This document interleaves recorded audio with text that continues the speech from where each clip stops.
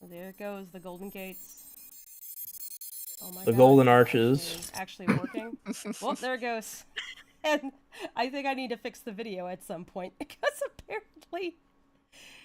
Oh, we cut everything off. Hello. Oh, there we go. Hey, welcome to Shop Talk. Sorry about starting weird. Apparently I had the wrong stream key at some point. So my apologies. Hey. Yeah. So if you see like a random like, oh, stream starting, you know, earlier, that wasn't on this screen. It was an accident because nothing was already ever correct. Anyway, welcome to Shop Talk. This is the Lackadaisy channel. Shop Talk is where we invite other Indie creators to like comics and video games, animation to talk about whatever they're working on, and ask questions that are all the nerdery that goes into making anything. So I'm Fable Siegel. I'm the director of Lackadaisy. Tracy, go ahead. Oh, yeah. it's me. Yeah, hi, I'm Tracy. I draw cats. I'm the Lackadaisy creator, and and we have some special guests here today in the form of the Monkey Wrench team. Zerl and Tito, would you like to introduce yourselves? I'm Tito, or Ash. I'm the writer, co-writer, co-creator with Monkey Wrench, and I love my husband. Whee! And I'm Zerel. I'm the animation monkey. I make everything move. But no, it's great to be here, guys. Thanks for having fantastic. us on. Yeah. It's gonna be Yeah. fun. We have been eager to speak to you two, because we have been big fans of Monkey Wrench since your pilot dropped. I know it pre-existed that in some sense. Like, I don't know if you guys did some shorts beforehand, but I found out about it through the pilot that you. I think you had it up about a little less than a year before we did ours, and we were all ogling it. So thank you, because it's amazing, and yeah, so we really wanted to chat with you about like what you do and how you do it. And we do have a few other guests in here as well from the Lackadaisy crew. Hey Dave. Hey Dave. Hey Katie. Hey Toom. Hey Newt. Hey Knox. Hi. Hey Ben. Hello. Howdy. Hey Harry. Yeah, so you got a lot of fans in here just hanging out to. Hello. Do you like how I have a gun pointed at you guys? You're not supposed to tell them that. It's just they can see it on the screen. Yeah, this interview is being held under duress, so. Yeah. So many people popped into the Discord that now I have to actually shrink the Discord. Oh dear. Uh-oh. So that everybody can see our names. There we go. Yeah. But anyway, All right. we also have here featured, if you are like, what's with the little like teal plushy guy? This is Punti, who is a character from Monkey Wrench, and he has a plush being developed by Juniper Creates.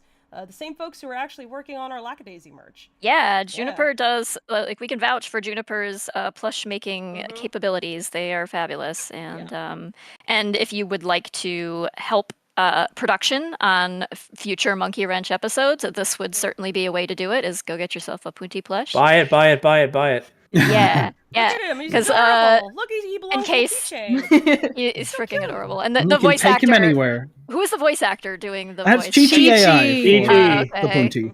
Because they are hilarious and I love it. Chi-Chi's amazing. Yeah. But yeah, in case you guys didn't know, making animation is expensive. And so Boy, this howdy. is so if you're wondering why we're doing fundraisers and making merch and things like that, it is really all in the service of making more animation. Yeah, we're not a bunch of rich billionaires who are just throwing money at cartoons because we think it might be a good investment to sell all the assets on like a year down the line for tax purposes. We gather up money so that we can pay our crew. We are not wealthy people. I wish we could just we're independently artists, finance it, you but, know. Yeah, they call us starving for a reason. Yeah, it's like a lot of people need to realize as well. It's like indie animation is not like indie games, where like when indie games come out, they can make up their money really quickly because you have to buy the game to play it. With indie animation, all the money goes into like paying animators, storyboarders, voice actors, music, all that stuff. And then once it's out there, people can just watch it for free. So you're really running at like a cost. So the best way that we've been told and advised to like try and make up that cost again is with merch, like shirts, plushies, and all that kind of stuff. And not to mention like patron support and all that kind of stuff as well. Yeah. So if you want to see more of your favorite indie cartoons being made, that is one way to really support them. It's every bit makes a difference, whether you're like a $1 patron or you buy a plush one time or you share the link or whatever. Hugely appreciated. That said as well, if you're doing super chats today, thank you so much. And we will prioritize your questions. And all of those funds will be handed off to the Monkey Wrench team for their production purposes. So. So thank you. My God. Yeah. Any animation basically earns its money much like web comics, where it's like the only way that we get an audience is if we just put it out there for people to watch, and then if they're interested and they want to see more, then hopefully they will give in some way, and you just hope that you have that like 1 out of 100 fans is actually willing to give you like any amount of money. So our model really depends on dedicated fans like you for just passing the love along. So thank you so much. You know, that money goes. Fans are the lifeblood. We wouldn't be anything without you guys. Give us your blood. I mean, wait, what? To move on from shilling ourselves. Anyway, so Monkey Wrench. Let's start out with the basic thing. So, I love this show. I remember when you guys first released episode 1, and we dug the hell out of it, and we were like, "Oh, this needs more attention. Like, this really deserves to explode." And I was so excited to see you guys put up another episode. And I have to say, it's like, I like the first episode a lot. I like the second episode even more. The second episode seems to, really seems to have found its stride, like the kind of humor it's doing. And there's like some really clever character development in there where you're getting character backstory, but in a very organic way that's like just woven into the writing of the thing, like and you almost miss it too if you don't. Like, I actually went back and watched it a second time recently and picked up on some things I missed the first time. So it's just like really well done. You don't pause for like a bunch of exposition about like, well, this character came from here or that, but it's like and just to give some background, it's like the premise of Monkey Wrench seems to be and this is just as a person who only knows about episodes 1 and 2, there are these mercenaries who basically are hired to do odd jobs around the galaxy, and they have to contend with a lot of other mercenaries who are also going out and seeking bounties and stuff. Competing, and having to deal with cops, space cops, because you can never get away with Cops. Fucking cops, and ACAB. And all the drama that comes with that, and it's very humorous, but I also like that the two main dudes, Beebs and Shrike, are just such different personalities, and they bounce off of each other really well, and the little bits and pieces that we get of them and what their background is has me very excited to learn more. So if you guys are interested in science fiction, space, action adventure kind of thing with some heart and just solid writing, performances, and the animation is And great. it's really fucking funny too. So. Very funny. It is. I very much Thank advise you. giving it a watch. Also, big props to large dinosaur raptor woman. Just yes. Yeah, oh yeah, she's great. Who's that? Tyneen? Oh hey, Tyneen. And I love is it Miss Kara as well? Is Oh yes, everyone loves that Everyone loves Kara. Kara. slick character design there. Was I that love the it. assassin cat? Yeah, She's yeah. hot too. Mm. Sorry. Her animation is fantastic. The way I the know some fingers like people- wiggle. Yes. Oh, yeah. Yeah. I know some people Oh, are the- probably extremely into Beebs as well. There's just no way they're not. Oh, there's a simp for every character, I think, if you gotta look hard love enough. that when the audience is like, yeah, that's my type. And they're like, very into it. They're like, I am a fan of this guy, and I want to know more about this guy. And we were just talking earlier about different kinds of fans and how we actually appreciate the fans who ship stuff because they're the ones who are deeply into media analysis, and I gotta respect it. Because they will watch the 'cause show they're like- and get every piece of information they can. Yeah, and yes, to feed that little like encyclopedia they're making about this specific character, they need to know everything about everything around them, and so Yes. it's like it's they will analyze the shit out of anything you do. It's great. Yeah. So yeah. So Rock thanks for on, your you interest. crazy freaks. I love this stuff. Yeah, I love shippers, man. There are like self shippers. There are people who make OCs to ship. There are people Yeah. who just ship the characters in the show with each other. I Yep. just love it. It's so Yeah. creative and fun. And It's so fun to see what they do Yeah. because, like, initially, like when I make these characters, I just be like, "Yeah, they're cool. I'll just make a character like that, like that." Like, my mind doesn't go into this kind of stuff, like if people are going to ship them or not. But like seeing over time, like more people come in and like do fan art and drawing their own, like designing their own like merc crews and stuff is really, really neat to see. Oh, It's that's really so like, cool. oh, I love that. They're making their own Yeah. crews. Like that you gotta love when your universe is like somebody sees it as a sandbox and they're like, I'm gonna have fun in this.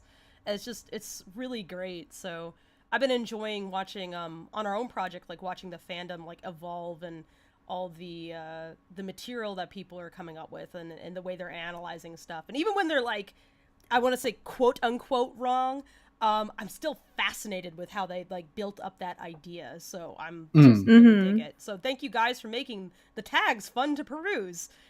Yeah. You're very entertaining. But yeah. Fable, I did see a message saying that your mic was a little quiet. Again, why is it always quiet? Here, 1 second. Boost it all the way up. Everybody always says this. Let me check my filters. The folks Throughout the asking game. Lackadaisy questions in chat, we Yes. love your enthusiasm and we appreciate it. Yes. But we're here to talk about Monkey Wrench today. We're gonna ask So Monkey we're gonna Wrench try and production direct questions. stuff to them. Yeah. Yeah. We will have Lackadaisy no. streams in the future. Don't worry. we won't, Yes. we're Yes. not We're going to taking neglect away the the cats. spotlight, man. Yeah. We're We giving will it to talk these your ears guys. off during our work streams, which Yes. we'll start doing again soon.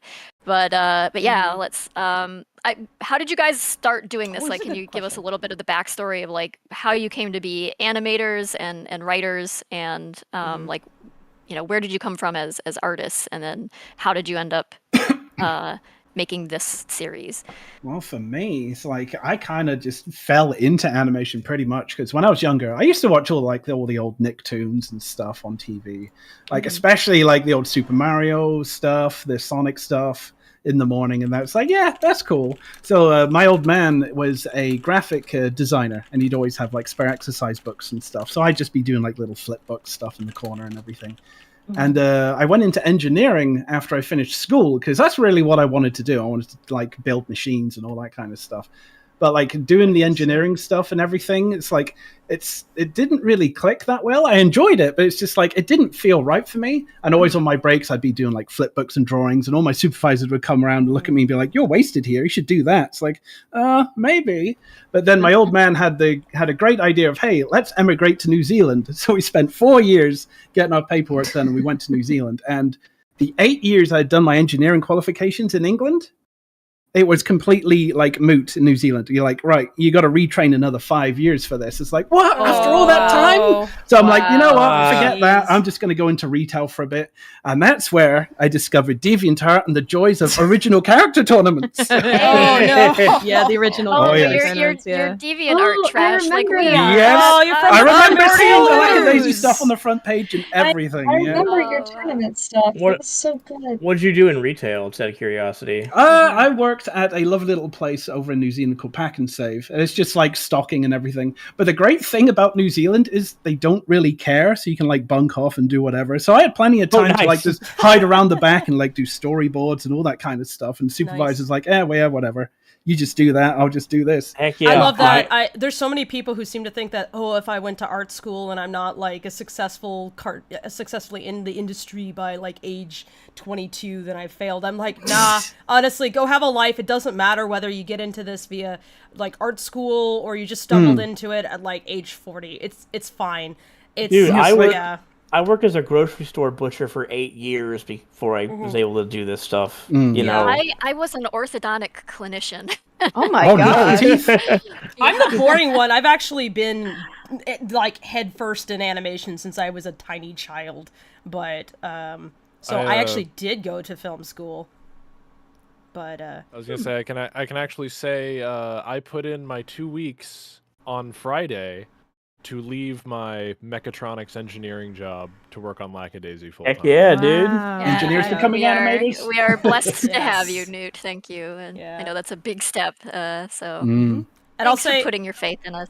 I'll say as someone who did the car crash. Oh dear! A car crash and a successful back. A car crash and a successful backer kit. That too. But yeah, we're happy also, to employ him full time. Thank you all so much for your super chats once again. Just so you know, we're gathering those up, and we'll spend the second half of the stream addressing your questions. So, so if you want your question answered, get it in now.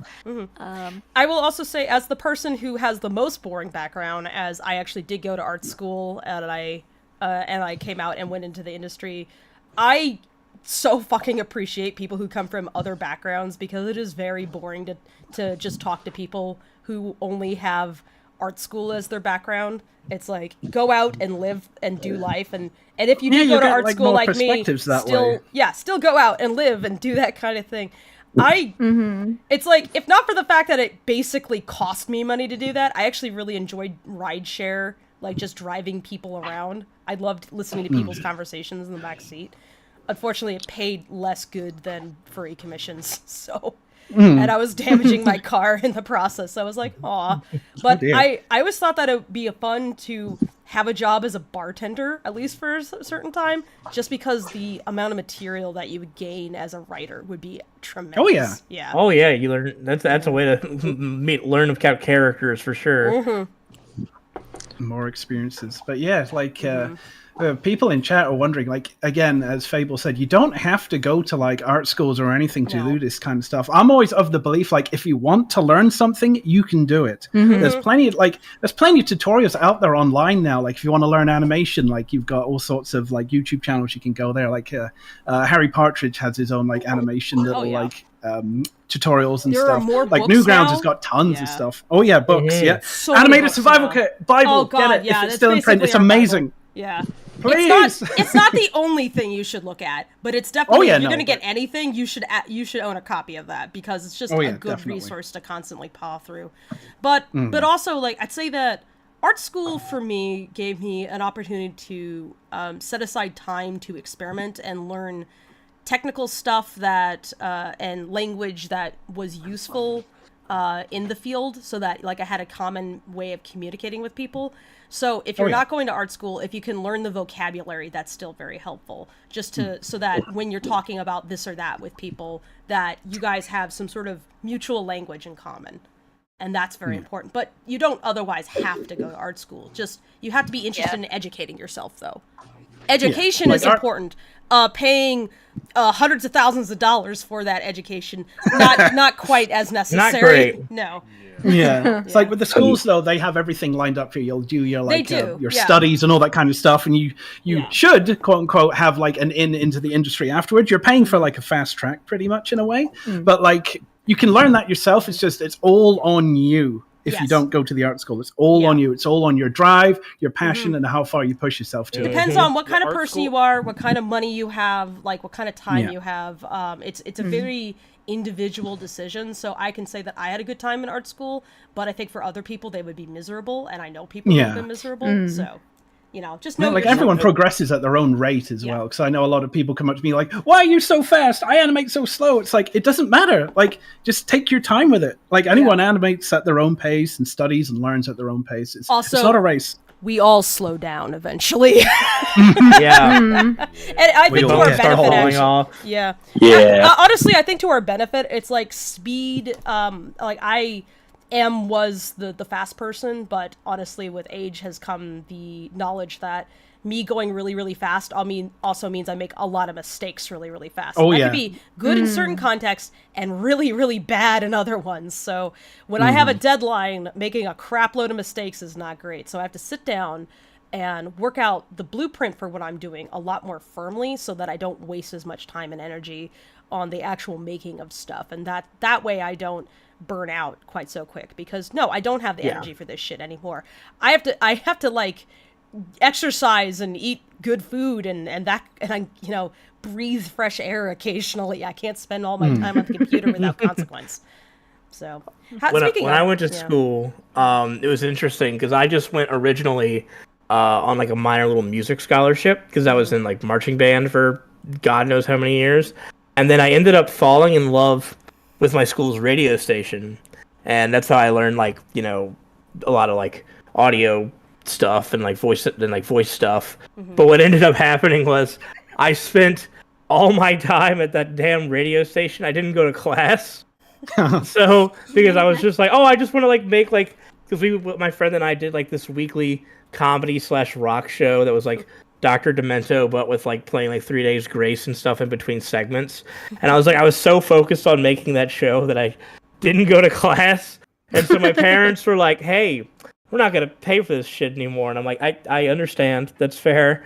So, so I dropped out at that point, but it was just like, I got the skills to start from doing that, but I don't recommend not going to class if you're going to college.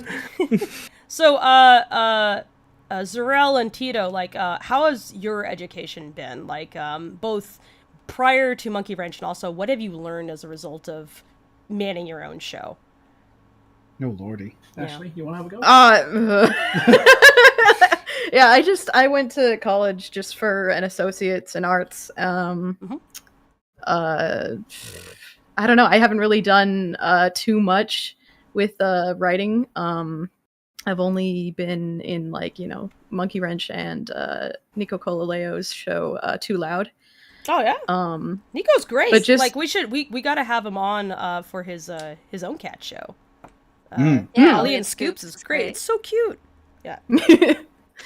But yeah, just like, I don't know, just from those two instances, it's a learning curve for sure. You just have to, for working with someone else, it's a little more difficult because you have to, keep constrained to what they want. You can write something you think is like the best and they'll go, no, change it, and you have to like deal with that.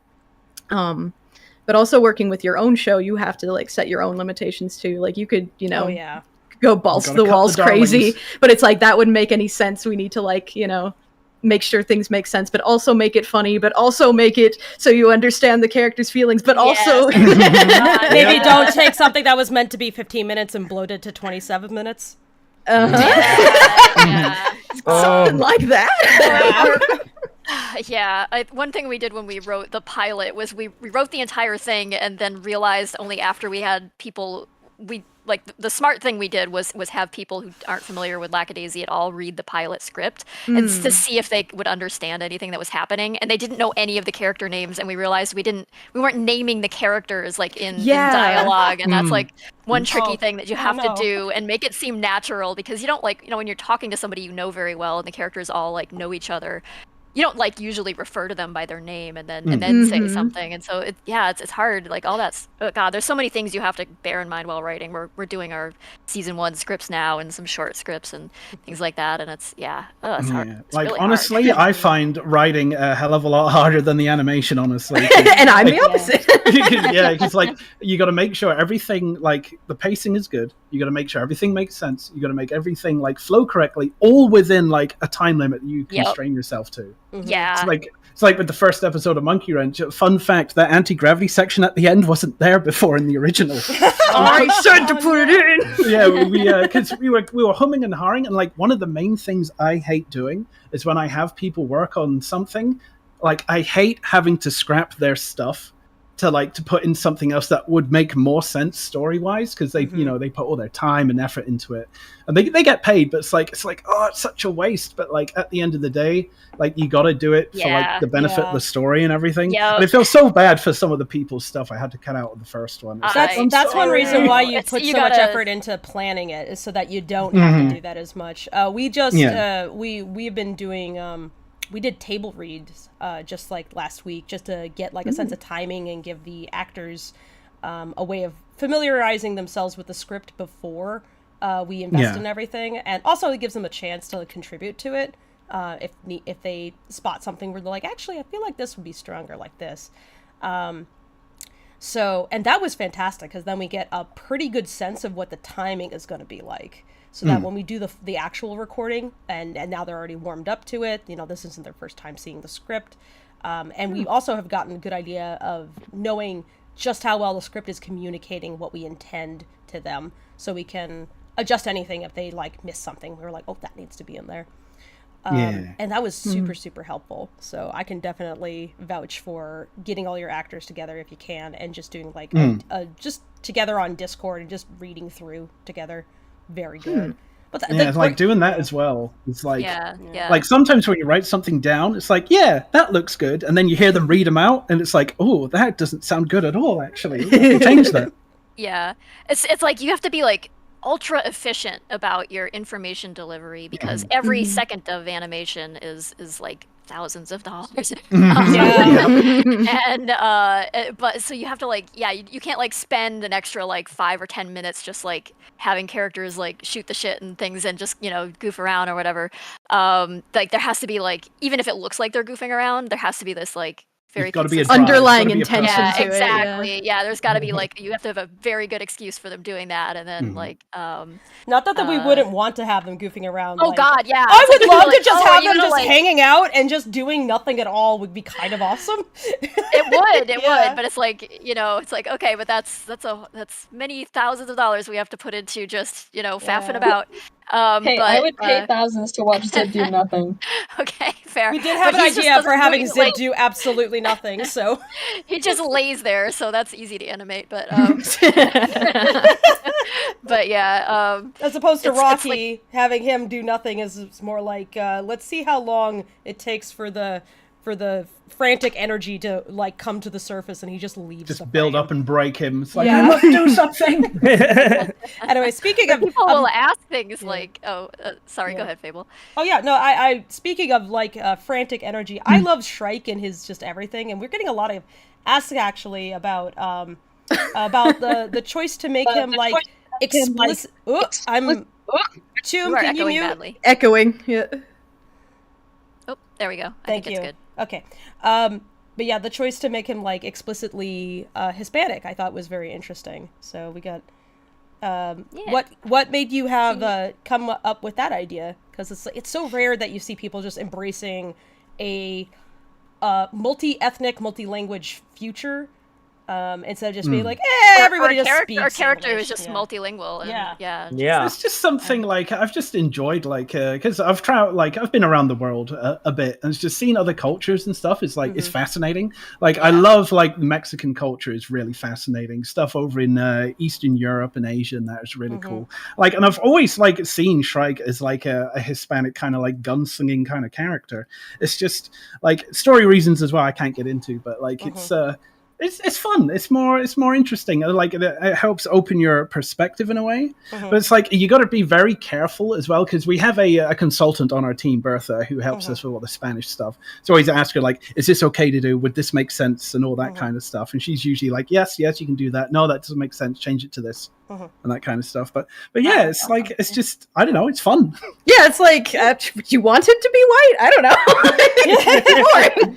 See, this is one of the main things why we never really went like and pitched it to like a network or anything, because we always fear like they're always going to stick their finger and be like, "Why is he Hispanic? Change him to a white person. We don't like boobs. Get rid of him." Like, why does he have to be like coded white? I don't get it. It's like, can he be anything else? Yeah, it's like as well. It's like it's the way the animation industry is right now, especially with Netflix. Like you get one season cancelled, next cancelled. It's like, do you really want to put like something you put your heart and soul in to that and then just have them just axe it, like especially with HBO Max and stuff like that as well, like entire seasons of shows that don't even have like physical releases are gone. Yes, it's just we so many horror stories about things that there's just you guys don't even know, like out in the chat, like how many shows could have been that just like they go into, they get picked up for development and they just stay there, or they get trash canned or put in a vault and just never see the light of day, and it's so freaking sad.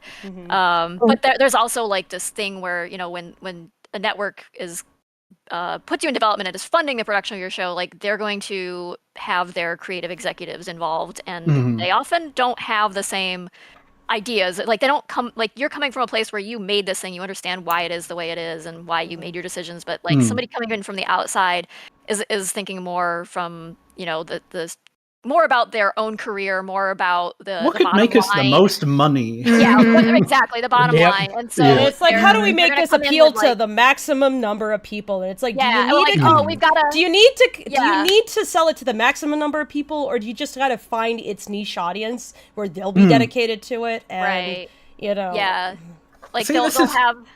So go ahead. Oh, I should say, like, this is why I think I was born in, like, the wrong, like, decade or era, because, like, I love going back and watching the very early days of animation where, like, it was such a new thing. People are, like, learning the rules, like, oh, this is an entirely new medium we can use, like, all the old Disney movies, like Snow White, Bambi and stuff, and just, like, experimenting where, like, studios gave you money and stuff just to see what you could do with it. Like, today, you would never get another Fantasia, I don't think. You see, I will disagree with you in that I think you're actually the best possible point, because the number of people who got rejected for their ideas was very, very high. So you might be seeing all like the success cases, but think of all the things you haven't seen, and for all the bullshit I think there were fewer entries to becoming an animator. Then. Like there was no like access to those tools and things. Like when I started Lackadaisy, I just didn't I wanted to do animation with it, but I just didn't have a means to do that really.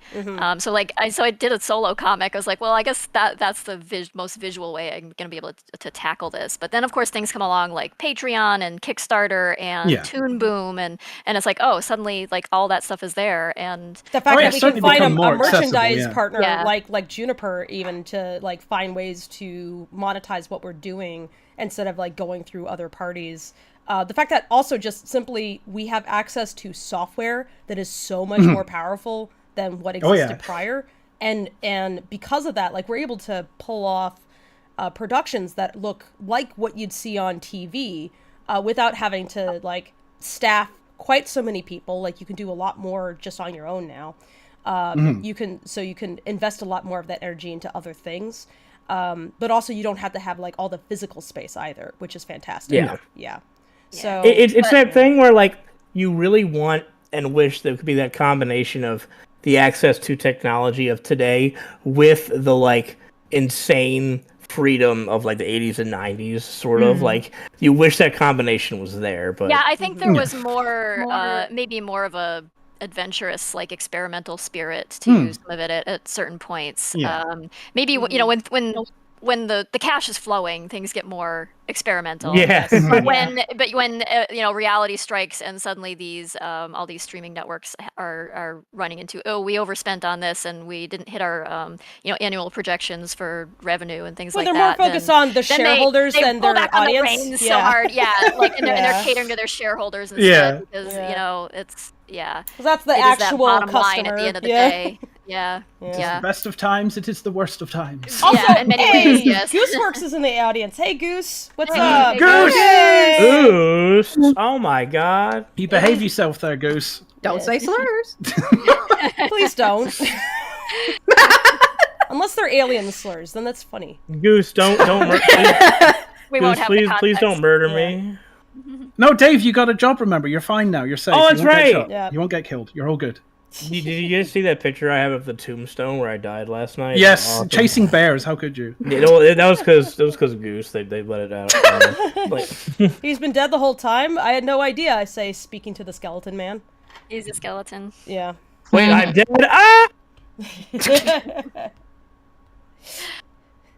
All right. Anyway. Yeah. What we got? More questions. quick.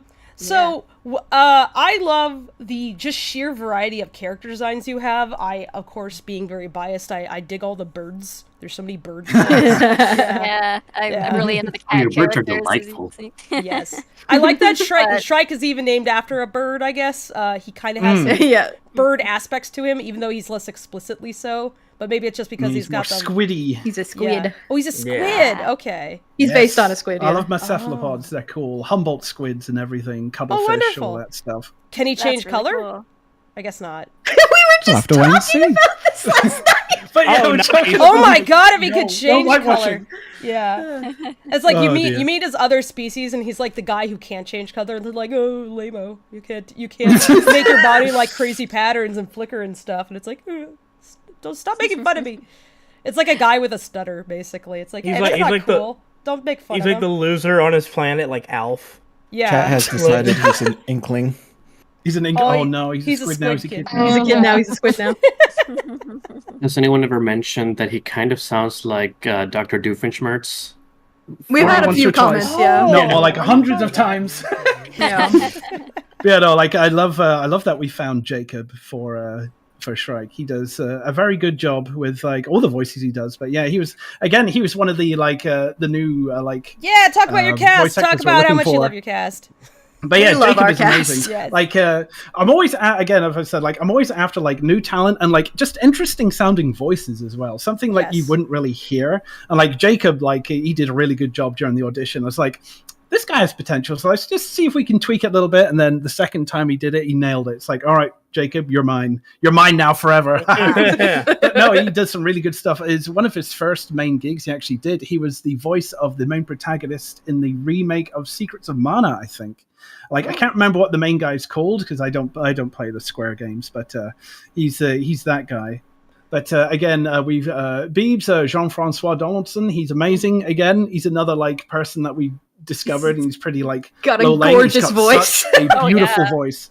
That guy's voice is amazing. He's always like accommodating and kind and stuff. He's the great. kindest man ever. Yes. Like, He's so Aw. cool. But yeah, Chris Zito, my boy, we've known each other for over 10 years. He was with me during the DeviantArt days and that.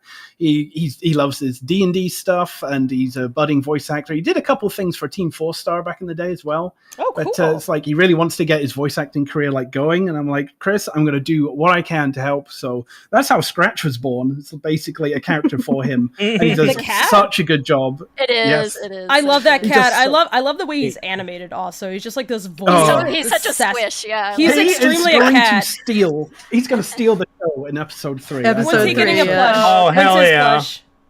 It's already here. Oh my god, gimme. Just the plushie commercial with him was so fun because of his I know. Yeah, voice. you got God. Like- You guys like knock it out of the park with your commercials for your. I just want to give merchandise. Chris more money. It's like voice for the thing. Come on, please. He's so good. But yeah, Buy like, a Chris plush is or great. I'll shoot. Oh no. Yeah, Chris is great. Snazzle, Nico, Nico. who does Tiny. She's also really cool. She again, she's pretty much new They. in the voice acting stuff. She does really good job. Oh man, Doggle. I don't know where you are, my son, but you do a great record wherever you are. And oh man, who else? Can't say I don't like the person who voiced Nober or Queen Pocho, honestly. I don't like those guys.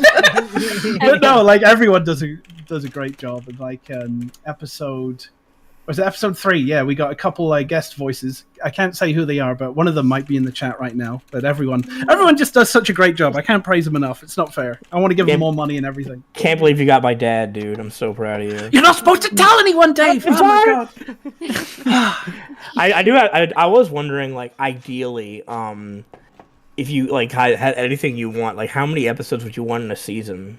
Oh boy, like, we have this story planned out, beginning, middle, and end, with a lot of wiggle room in between in case we think of some, like, fun little ideas we want to explore. But yeah, like, depending on budget and health and all that kind of stuff, we want maybe 10 to 12 for the first season, and then maybe 10 to 12 for, like, the next 4, so we want 5 in total, just about. Okay. And that covers all the main things that we want to happen. You get through like your entire like story with a little like some extra fun episodes and stuff. Yeah. Hell yeah, dude. We really want a beach episode. You gotta have the beach episode. Gotta have a beach episode. What kind of alien beach would there be though? They just there's so much you could do with that. Wait. Here's the thought. It's like they go to an ocean world, like at a Hycean planet, and they're like, yeah, we're gonna go to the beach. They're like, where's the beach? There is no beach. There's no fucking beach on this planet. It's all ocean. What the fuck? There's nothing. Oh. There's nothing. What's damn it! Why do we go here? Say you just give them like an ocean of liquid mercury or something. I was gonna say, like, that'd be fun. What is that non-Newtonian fluid that's like sand you can walk on with like mixed with water, but like if literally you stand sand mixed with water is a non-Newtonian fluid. No, I'm talking about actually, if you really want, if you want to do like a fluidized sand bed, if you had like a massive sand area that had enough off-gassing from like underground thermal activity, you can make fluidized sand so that the sand was the liquid. I don't know why, but a quick. Write that down. Write that down. Do it. You have newts. Sounds like a funny idea. Quicksand beach. Oobleck, thank you, Chad. Thank you. Yes, that's that cornstarch mixture, right? It's like cornstarch and borax. Oh yeah. Yeah. We used to make it in school. You'd make it with dye, and all the kids were super excited. And I was just like, my hands are sticky. No. Because it'd be funny just to like show up like we're here. And you just see a bunch of people shrieking and sinking into the sand. You sure this is the right place? Yeah, it's good enough. This is all we could afford. All the good beach planets cost Put money. on your Jimmy Buffett CD and just sink into the sand.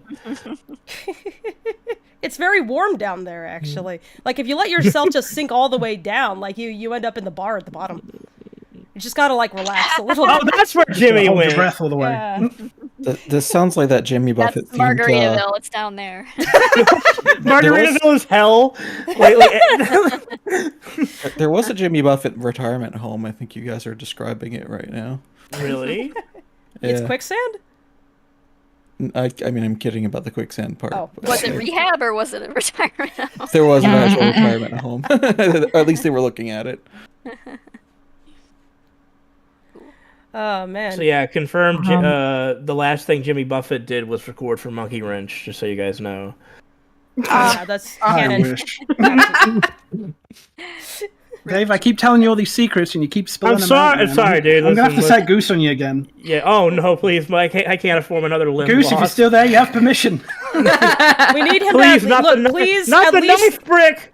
Like, at least keep his hands intact. We do need him to write with us, so. I do have to write the fun. I do have to write the booze cat. Yeah. Yeah. He's Dave's now asking about doing advertising for us too, and we're like, hold on, we got to get our schedule ready. But yes, writing, very important, especially when you're doing this stuff. You got to have a plan. You can't just go in willy-nilly. It's just things are just going to go wrong very quickly. Very quickly, yeah. I mean, I think that's something we've all done. Is that like before you even get into like you're starting to put stuff down, you just come out with your whole world and your characters. Just try to sort out everything and make sense of this big puzzle you come up with. Yeah, like whenever me and Ashley write an episode, we're like, all right, we're just gonna like spit everything down on this piece of paper, just everything, get it all out, and then we'll just go through it, trim it down, make sure things make sense, and just tweak it here and there. Gotta love the first draft where it's like you are not allowed to think hard. You have to write stupid. You have to write a bad. Yeah. Write bad. Yeah, you have to write it bad. Chuck it down. Yeah, just to get it out there, and then it's as cringe as can be, but then you make it better. No, it hurts me. Yeah. That's the stage we're at right now with some of our I know, writing, it's just so. like, Yeah. like these two are debating certain things, and I'm like, stop debating it, just move forward, it's easy. let it be stupid. Yeah, it's easy to get hung up on something, and then and you're like getting way too like, it's like, and this thing might end up getting cut anyway, so like move on to the next thing. Oh my god, the Mhm. dumbest things we've gotten hung up are what will the title be? For some reason, that's a rabbit hole. Oh yeah. Episode titles are so hard. I got yelled at because I was trying to think of a pun, and they're like, "We don't do that here," and I'm like, "I'm sorry." He puts his fingers together. We had to tap on the sign. No cat pads allowed. Yeah, we try to avoid the cat puns. As like, what if so between like the 2 episodes you've released so far, what would you say was like a part where you were like tripping up on it, and how did you come across the solution, like writing wise? No, Like... episode 1 was such a learning experience. It was That's so hard. putting it lightly. Yeah, but yeah, like I usually like for the olden days doing OCTs and stuff. Like you don't really have to have a plan because if people don't know, original character tournaments back on DeviantArt, it's basically imagine your anime shows like Tournament Arc. It's basically that for like artists and stuff. So like there's a premise for these judges. They're like, like one of my favorite ones I competed in was Walking City, done by Mir and Lolsey Robot, both amazing people. God, but yeah, like premise was there's a big golem city walking around, and there's the main prize of winning is your character gets a wish. Okay, have at it. So like you develop a character to go in. Only a certain amount of people get in, so you got to do an audition. And then it's basically like timed writing and comic exercises within like 4 weeks. So you got to get like a huge comic done, like showing your character defeating the other character, like within like certain limits. And it really does teach you like how to write quick, how to time yourself, how to manage your time, and how to adapt on the fly. But like most of that stuff didn't really help with the episode 1 because it's like you're not really competing against anyone apart from yourself. Yeah. So it's like you got to plot all this stuff down. You got to storyboard. You got to do the animatic. You got to do all. It has to actually make sense. It's got to make sense, yeah. But yeah, like oh man. Oh Ash, yeah. you want to say anything? Like what was the main hurdle you think we had with the first episode aside from funding? Trying to know when to quit. Yes. Humility. A very important lesson. No, dude, like wanting to fine tweak the script into oblivion. I get that. Like at a certain point, you have to slap your hand and say no. That's enough. Yeah. Like. It's like at some point you have to move forward. You cannot make it perfect. There's no such thing as perfect. Just accept it and move forward. Yep. Done is better than perfect. You have to pull over and tearily put it outside of your car on the side of the road and drive away. Yeah. The thing that hurts me the most though as well is like you write something really funny. It's like, oh, this is really good, but it's like, oh, you gotta cut it. It doesn't work. Good old kill your babies. Kill your darlings. Yes. Because in episode 2, me and Ashley really wanted to have like when Shrike and Beebs meet the Lithops, we wanted them to have to go through like a certain trial to earn their trust. But it was going to be like this is going to be far too long, and because our budget was extremely small, it was basically just me animating it with Wowright and Gregzilla doing like a couple of shots on their side, on the side. And it's like I'm going to kill myself if we include this, so let's just cut it out and just change it up so like it flows better. It's like it would have been so funny, but at the end of the day, it's like it's got to be done. You got to get rid of it. Yeah. It's like there's that painful middle process where you have to just like yank pieces out and chop things off and pare it down and combine some things together. And even like rearrange things too. Yeah, rearrange things. And then, but then at the end of it, like you end up with this tight little script and it's like really satisfying. It's like, oh wow, that actually was all for the better. Yeah. It's like you sit there, you're like mourning this thing or whatever. It's like you can always just pocket the idea and reuse it later. Like exactly. Yeah. So and if it didn't make it through the script process, I mean, you might have loved the idea, but maybe it just wasn't as solid as you thought. And it's like it's better for it. And you need ultimately to have a script where everybody else who's going to touch it also is going to have fun with it. So yeah. It's a collaborative medium after all. So but yeah, that's like basically one of the main things we learned from episode 1. It's like it's okay to cut things, it's okay to change things up. And episode 2 went a lot more smoother, and we learned from episode 2. And episode 3 is going incredibly fast. We've almost got a third of it animated in just 2 months. That's incredibly quick. Wow. Yeah, we got us ourselves also have been looking at our own process and going like, how can we smooth this out? Like, what efficiencies are there? Yeah, you know? lots of pipeline reviews. Oh like- yeah. Like I have planned for our season to basically have points during our production process where we're like, okay, is there anything that needs to be tweaked instead of just constantly going forward with what we have?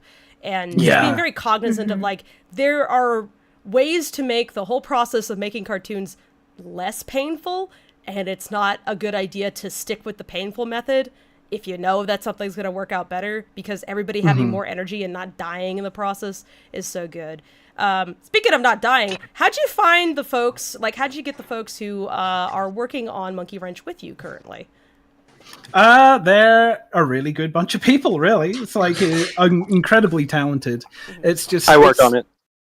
Oh, hey. Who was that? Hello. Who was that just then? That was Harry, I think. Oh, it's Harry. Yeah. Harry's in with us on episode 3.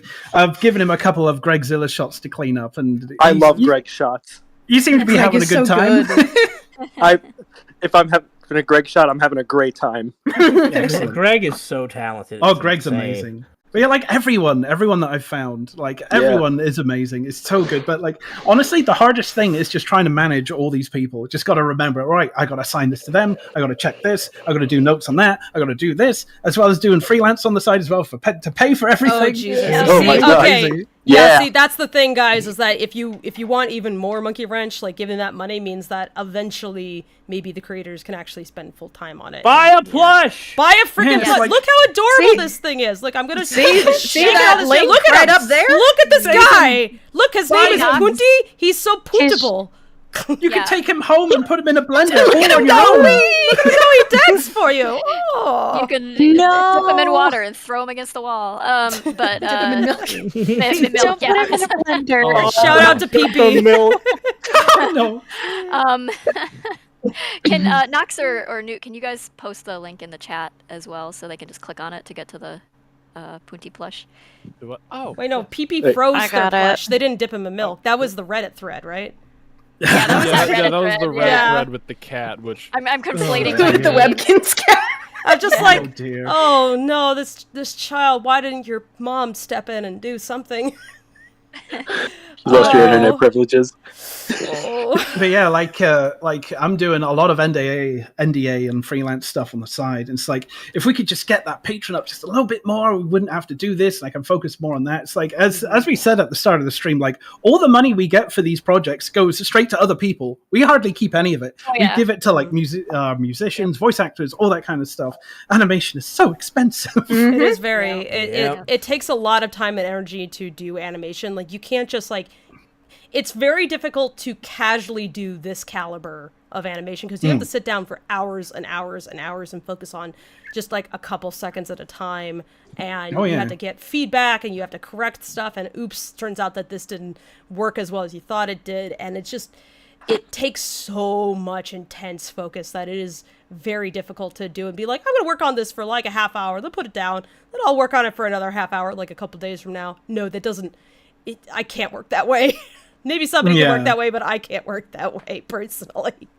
Oh man, but yeah, the But investment it's also just matters a lot. the number of people who have to have their hands on every single shot, either directly or indirectly, because there's like the writing that happens initially, then the storyboarding and the voice recording and the voice directing and the storyboard revisions and the animatic and all of the like in the background, meanwhile, like the accounting and like budget building and like scheduling things out and communicating with everybody, getting everybody on the same page and making sure every character's on model and all the note giving that has to happen in the rough animation process and in the cleanup process and and the editing and the music and the sound effects. And God, so it's much like, more than you think. It's like everything you see is like maybe a quarter of what actually goes into it.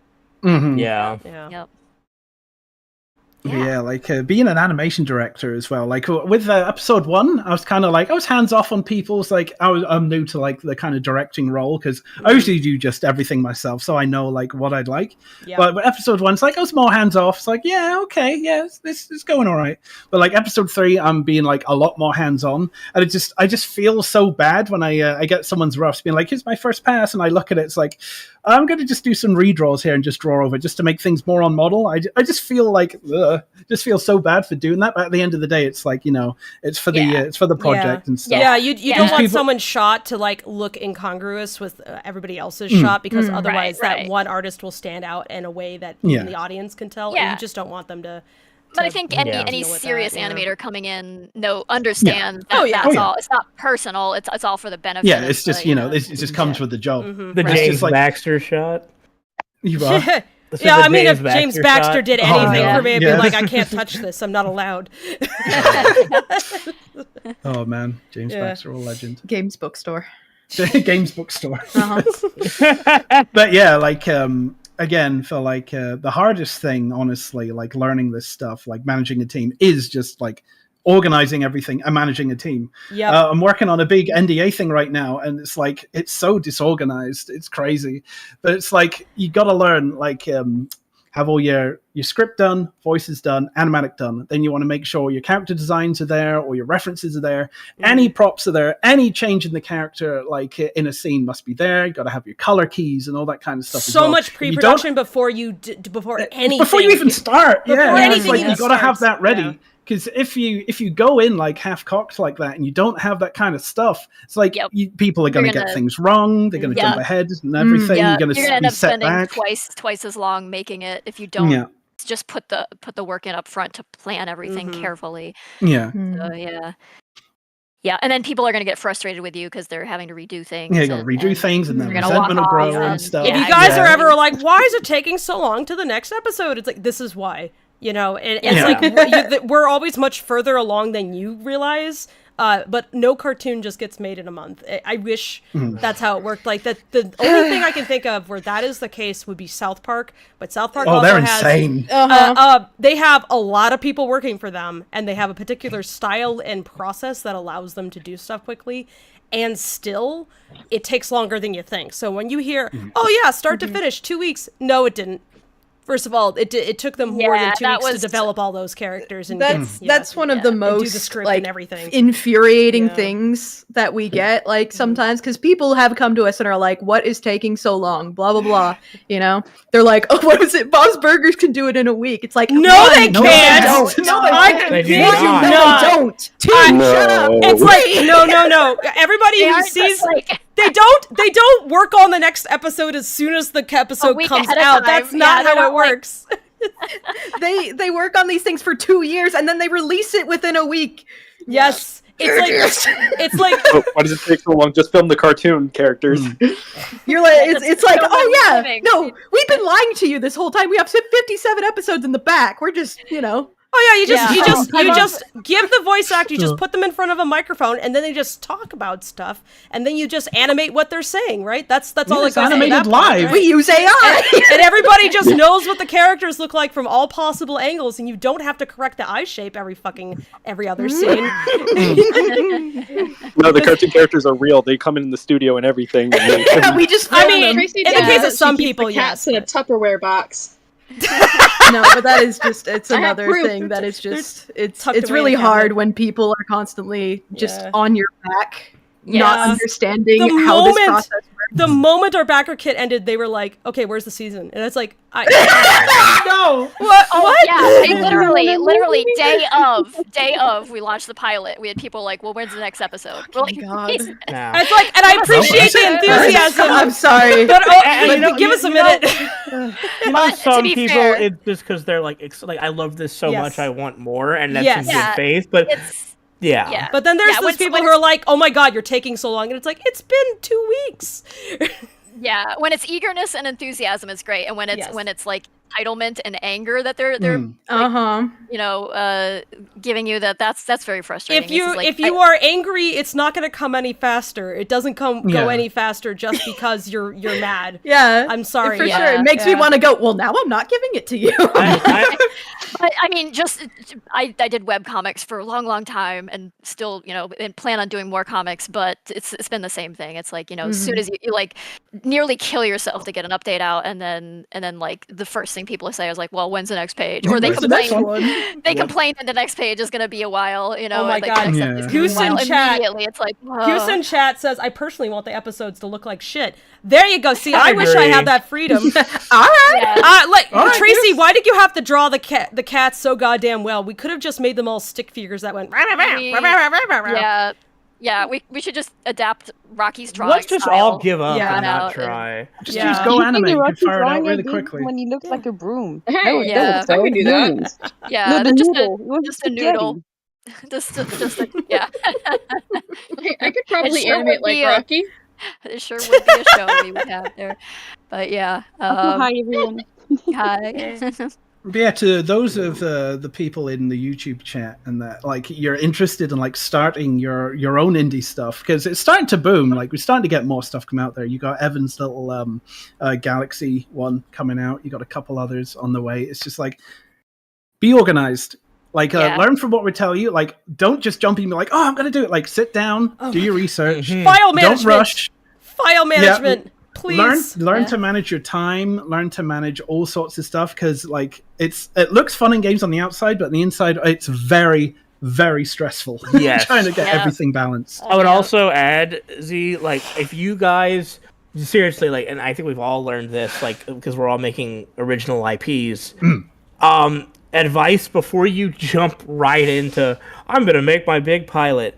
I highly suggest you do stuff like comics and short animations. Yes. Get the audience Start- familiar with your characters Yes. and your tone before you jump into your big thing. It's Not not only just that, to like, build you'll your audience. familiarize yourself with Yes, them it's as well. great for Yeah. you. Great lessons for you, because you will figure out what works and what doesn't without as much investment in time or money or energy. And I think it's valuable to like give yourself short stuff to do, because like even us, like with the experience we've had with our pilot, like one reason why we wanted to do mini episodes was in order to test out certain things before we jumped into the full season. So even with like an already established audience and everything going as well as it did, we still see the value in just taking a moment to do small short things, because we can get our crew working on stuff a lot faster. B, it gets some more media for you guys to watch out a lot faster. And the most important part is we don't end up using episode 1 as our test bed for anything. Yeah. Cause it's also, I think, easier just like if you've established at least a little bit of like, because a lot of people, you know, and this is it's okay, because, you know, if you just jump into something that you want to make, that's fine. But sometimes people are kind of more wary when like, well, I don't really understand like what your show's about. I don't really know your characters, so they're not as like willing to like, you know, support like financially, especially if they're not familiar. Which is why I'm kind of like what we all did. It's like it's better if we kind of familiarize our audiences with. Okay, so let me see if you like these characters and you like the kind of thing we're making before we go into actually giving you the big thing, you know? Yeah. Yeah, that emotional investment that fans that keeps them coming back. And garners their interest, and that really helps a great deal. If you can convince people to be as interested in the characters as you are, like if you've managed to sell people on like why are you interested in them, then they might be willing to invest in it just as much as you have. So I have another quick advice. Not only should you, if you want to do like your own indie thing, yes, do small like comics and like make it brew before, but please do work for some other people. Like get work experience, because this is how you're gonna see how the scene works and like how all of this is done. Because I see often when I mentor younger artists, they're like, I will make my own pilot because I don't want to work for anyone else. I'm like, yeah, there's value in working with other people. There's so much value in it, because you understand what it's like being, you know, if you're a director, it is important to understand what it's like to be on the side that's receiving direction, and have not only that perspective, like because you need to be able to communicate to people clearly, but because you need to empathize with them too. Yes. Yeah, Oh, you gotta know. It's like even like a bad experience can be valuable because you can ask yourself, why didn't that work, and like just think about like, well, what kind of direction would you want to have, and then building. How would you want to be treated? Exactly. Yeah. You'd be surprised just how much people don't do that in the industry. We've had. I've personally had some pretty bad experiences with some studios and stuff, and it's like, okay, I'm never going to do that to my own crew, you know, because like you've experienced it yourself. It's like, and why would you want to put that on your people? Like, you're making them sit down for hours on end to animate stuff. Like, you know, you want to treat them well, and you want to make sure, you know, it's a good experience, so people be like, hey, I want to work for that person and do that kind of stuff. Two biggest things I've learned, and I'm sure you guys have learned as leaders, are kindness and communication. Yes, communication is key. Yeah. Yes. You know, you cannot organize a group of people without having communication be like the key to everything. Like, if they can't talk to you about stuff, you're not going to find out where the problems are, and then you can't solve the problems. So you need to be able to talk to people. It's like, it can't be. There's got to be an easy way for people to talk to you, to communicate with you. Think about like what kind of leader you want to be. Like, I come at my approach to Lackadaisy going, I would like to be kind of like a college professor, basically, who will guide you, but wants to see what you can do at the best of your ability. Because I trust that you have the capacity to do it. Otherwise, why are you here?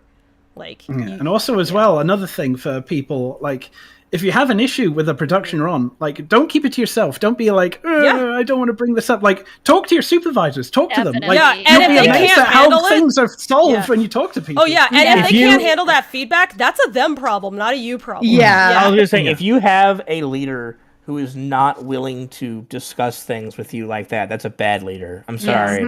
Like, you need to be open to things that your team has to say, whether good or bad. You know, so even if you disagree with them, you're humans. They're people who are helping bring your vision to life. You know? Even if you disagree with that feedback, you still have to consider why they maybe brought something up, because because like their idea of how to solve the problem might not be what you can do or what you should do, but the fact that they were willing to bring it up to you, and a lot of people, like, they know they're risking something by bringing it up to you. Like, even if you're good buddies, like, there's still just this, we live in a culture where it's like, you never bring stuff up to your boss because then you'll get fired. And it's not a cultural attitude that is very helpful to anybody, frankly. But because we have this attitude, it's really, really difficult to talk to the person in charge. So if somebody's willing to come up to you and be like, hey, I'm having this problem here, you gotta at least hear them out. You can't react like emotionally. And even if you are like, well, you know, we can't really do anything about that, think about maybe what the point of the feedback was, and just like keep that in your back pocket. Because especially if somebody else brings up the same thing later on, you're going to need to be like, okay, I got to connect the dots here. And then having people that you can talk to about, hey, I'm having this issue. Who do you talk to in order to figure out problems? Are you willing also to admit that maybe your idea didn't work out and that this needs to be revised, and that you have the ability to say, okay, my thoughts on this maybe weren't the best possible solution, but do you know who to talk to who might have other ways of thinking about it? And some people don't know, but sometimes even the role of a supervisor in animation is also this. If your team like gives you some feedback, like, it's also, you're a person who would facilitate communication like up to like director and something, because sometimes the animators can be too shy or too anxious to say they don't be open. And so it's like, if you are at the helm of a project, also like the ability to go, okay, I'm going to take this for the team, you know, they don't have to like your job then is to be the person who facilitates communication to the other person. And that's also very, very important, because again, it can be scary. So you have to understand that even if maybe you're shameless like me and you're just like, I don't give a fuck, not everybody is, and you gotta be cognizant of how everybody is viewing their part on the team, and build up their confidence enough to be able to bring things up, because then you're doing a good job. If they're willing to talk about problems they're having and they're interested in finding solutions with you, that is a positive. So don't tell me anything wrong. Yeah. You can build a trapdoor with a button. So Yeah. Build a trapdoor. I mean, that's an option too. A trapdoor. It's But called yeah, a no, ban there's a button on thing. Discord. There is a thing a lot of Yeah. young artists will do who don't have a lot of experience where something will go wrong and they maybe can't finish their shot or something, but instead of communicating that to you and going like, look, I hurt myself, I'm in pain, I can't, like, I need to take a break. Or maybe this was just ghost. more than I thought I could handle. Or Yeah. it was more than they can handle, or they're Yeah. struggling with something. They'll ghost instead of coming and telling you because Yeah. they're worried about being yelled at, they're worried about being blacklisted or something. Yeah, like yeah, that. yeah, yeah. Yeah, That and it's doesn't really like, happen, but you know. yeah, it's like if I were to yell at you, that's a me problem. Like you coming to me and telling me, you know, hey, I'm having this issue, I can't work on this shot right now, does not mean I yell at you. That means that I have to figure out who else can, figure out why you're having the trouble, see if there's anything that can be done so that that doesn't repeat for other people, or if it's just a you issue, you know, make sure that you have the time to recover from whatever. Because just, you know, it's just a cartoon. Even if it's your job, it's still just a cartoon. It's yeah. So it's like that's how you everybody actually needs... go about this thing. Yeah. It's like at the end of the day, it's just a cartoon show. It's, Right. it's not really that important. Yeah, if it's not fun on any level for you, like it is going to be work too. It is. Like, yeah, it's work. You know, We work, but we all love our characters. We also recognize that they're not real, and the people behind them are. Yeah. You not, know. we're not curing cancer here, so Yeah. Yeah. Nobody. so- You're not a surgeon where if you put down the scalpel and go like, I'm gonna take a nap, like somebody's gonna die. Yeah. Yeah. Yeah. I just want to say that, like, ever since I started working on Lackadaisy, I've been more like communicative with like how I feel, like if there's something wrong and if I need help. Like Fable's been very, very great with that, and that's made me like more confident to like talk things out. And I couldn't have done it without working on Lackadaisy, and it's improved my work conditions a lot. That's great. I'm glad to hear that. That's certainly a thing we want to. That's very be... kind of you to say. I hope that. Yeah. Thank you so much. You didn't have to say that though. It's fine. Someone has to praise me, so don't need that. But thank you. I can say that Fable has never once brought me down the trap door. No, I will always compliment Fable any chance I get. No, compliment Monkey Wrench. They're our guests here. They're the ones who deserve all the compliments. No, don't. I will always. Yes, take the love. I love working with you, and I will work with you forever. The trouble is that to be an animator, you need to be a masochist. So we all take compliments very poorly. Just like, no, say something mean. I was like, how am I supposed to grow if you're not nasty to me? You need a compliment sandwich where it's like an insult and then a compliment and then an insult at the end. That's the only way I can process it. Yeah. You need 2 slices of moldy bread with delicious ham in the middle. Oh yeah, that's how we make the good cheese. But this actually has me thinking of something that is actually kind of important, which is I'm sure you've noticed that we got a lot of people in our chat that have worked on Lackadaisy and who also work on Monkey Wrench, and they've also worked on any number of indie productions that you can name. So one reason why we're so serious about not being crappy to each other is because we know that you're gonna find that person again. They're gonna show up again in the future. It's a very small world. It's a small world. There's only some people who can do this, even though you have the internet at your disposal. Like you have to value and treasure the people who are good to work with, because it is a very, very specialized skill set. It is not a limitless pool of people who can do this. It's not the same as like, can you pick up a box and like use a label maker? Then again, I don't think if that is your job, that doesn't mean you're deserving of abuse. Far from it. But you also have to respect that. Do you, like, 5 years, 10 years, 15 years down the line when you see this person again, do you want that to be an awkward experience? Yeah. It's like, this person isn't going to disappear, you know, once you're done working you know, together. you never know, you may end up like animating on their show when they're a show that too. So. Also, like, we're not in, as independent creators, we're not in competition with each other. No. We genuinely like each other's work and want everyone to succeed in this space. Also, just saying, based on the YouTube analytics, when one person's show comes out, people end up looking for more animation, and it links to everybody else's stuff. So YouTube. If you watch animation, YouTube will recommend you more animation. It's great, So we're trying to build up on that. It's a good thing. So. Yeah, definitely. Yeah, I don't think any normal sane person goes around trying to like pick fights and like No. No. When I got hired on Monkey Wrench, I remember like when we got into the work server, there was so many people I recognized from like other indie productions I worked on. I'd be like, "Hey, I know you and you and you." Yeah, it's like that. Honestly, it's like the voice actors all know each other too. It's like it is like lots of smallish niche communities. It's a very tight knit community. Yeah, like going through all the applications and seeing the reels, like, oh look, there's Lackadaisy stuff. Oh look, there's Farfetch stuff. Oh look, I know this. It's like Yep. It's back to school. All right, so we have gone past an hour and 15. I think it's time to do audience questions, and also if any of our lovely guests who are not Monkey Wrench want to ask the Monkey Wrench folks some questions. So, I do have a question since we're on the subject before we switch to another one. Sure, we're go talking ahead. about like getting your production better from episode to episode, and I do know that for Lackadaisy, that is something we just kept taking notes from one episode to the other to just make it better. So, Zerl, I'd like to ask you if you have maybe like an example of something that you made better, like you learned from, in terms of like pipeline and organization from one episode like to the other. Is there like a good example you have in mind? Yeah, for the first episode, like when we started animating, I only had like half of the references ready. So like for episode 2 and 3, it's like, got to get everything ready before we start. Got to have everything laid down, so I don't have animators just sitting there being like, I want to work, but I don't have my stuff yet. It's like, yep, nope, got to get that all ready first. And hopefully, I haven't forgotten anything for episode 3. I don't think so. I haven't had anyone come to me yet, but yeah, that's one of the main things that I've personally learned from it anyway. That's a very good one. Thanks for Yeah. Hooray! All right, any of our other guests here, you want to ask a question?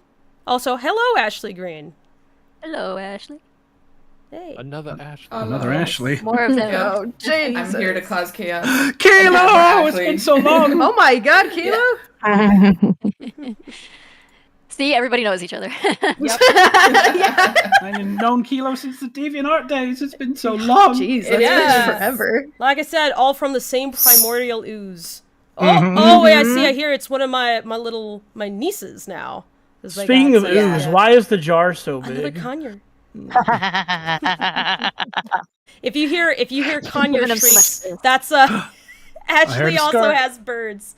We got a bird off going on. Where's your baby? You said you guys had conures too. Can someone draw a little like strike fetus inside of a like test tube? You mean just a squid? No, TOS. No. That's a question. How are shrikes grown? Do they? Yeah. What does he look like? Do you just pluck off a tentacle and it just grows a whole new shrike, or you peel him like a banana and you just plunk one into the ground? Or is there a very involved, like, complicated pattern that they flash at each other and then they just kind of, leak ink into the water, and then that makes more shrikes? I think it's pretty much redacted. Jacob Barron says, "Don't fetus me" in the chat. Hey, Jacob. Green. I see you. Kratos Green. Nerd. All right. So, audience questions then. So what do we got? Okay. We have one here. We actually have 2 cases of this question from completely different people. A $10 donation from SEA and a $10 donation from Engrave Writer. I'll read both, but they're effectively asking the same thing. Hi everyone. I have an extra one. I have a question for Zoril and how do I pronounce this? Tito? Properly. No, I know how to pronounce Tito. Oh yeah, you said it fine the first one. Zerl, doesn't matter. Zerl and Tito, I love how much you're showing Shrike's Hispanic ethnicity in the show. Any particular reason why you wanted to include it in his character? And then Tomb's question, been enjoying Monkey Wrench episodes, and I'm looking forward to more. 2 questions out of curiosity. How come you chose to have Shrike be Hispanic and speak Spanish? And what are the character's favorite foods? But we've already talked about how... You already talked about his Hispanic. That's what we'll just say again, because we like different cultures around the world, and like I just love. It's just interesting. It's really a little more flavor, It's like why not? It adds dimension to the character. Exactly. As for favorite food, Shrike is of course pizza. And Beebs is burgers. Yeah. Burger. If I can say, because I'm Grave Tomb, same thing, but I actually watched Monkey Wrench to prep for the shop talk because I wanted to help out, and the moment Shrek started speaking Spanish, I had to pause, blink like 12 times and go, "Excuse me." I had to backtrack and be like, "Did he just speak Spanish?" And my partner was like, "Is that Spanish?" And I'm like, "Yes." I had to like rewatch the first few lines like 3 times to make sure I was like, and every time he'd speak Spanish, I'd pause and go, "Oh my god." I'm really happy that like a lot of Hispanic people have just kind of clung to him and just like They've adopted him. Yeah, they just enjoy it. They're just like really nice. happy and enjoying it. I'm like, oh, thank God. Yeah. Oh, I love him.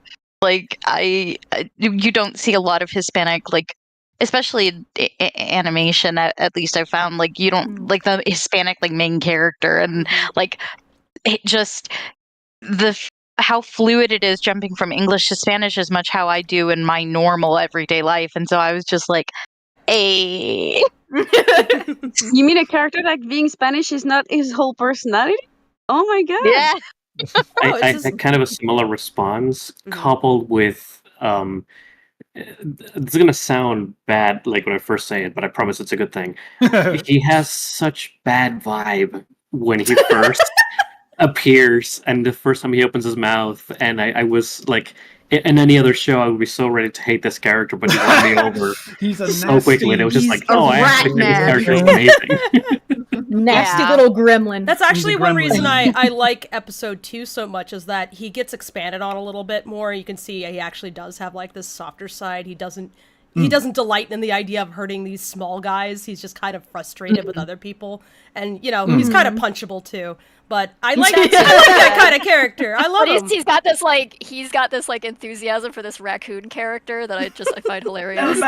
You have to have your character that you yourself want to punch, but you're telling yourself, "Don't worry, I'm gonna make them better. I promise." Like, or in the case of Rocky, don't worry, we'll make him worse. I would say, like in the case of Quinn, I'm like, I want to punch him so bad. That's why every single comic we do, I'm like, you're gonna get hurt for your dumb oh dear. I love Quinn. He spends way too much money at Hot Topic, though.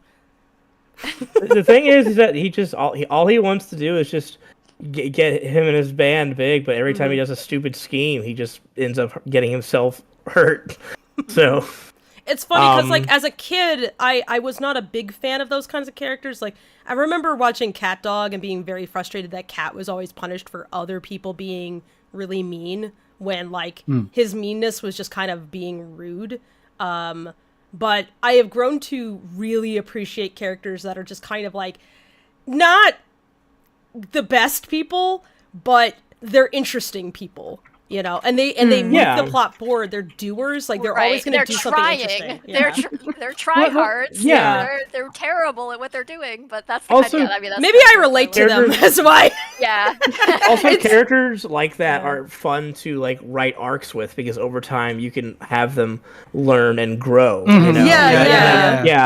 Yeah, I love having like a little shithead character, because then it's like, are they going to get better or worse? Yeah. And in what way? But also, the second part of the question, food. So, what is Shrike's favorite empanada filling?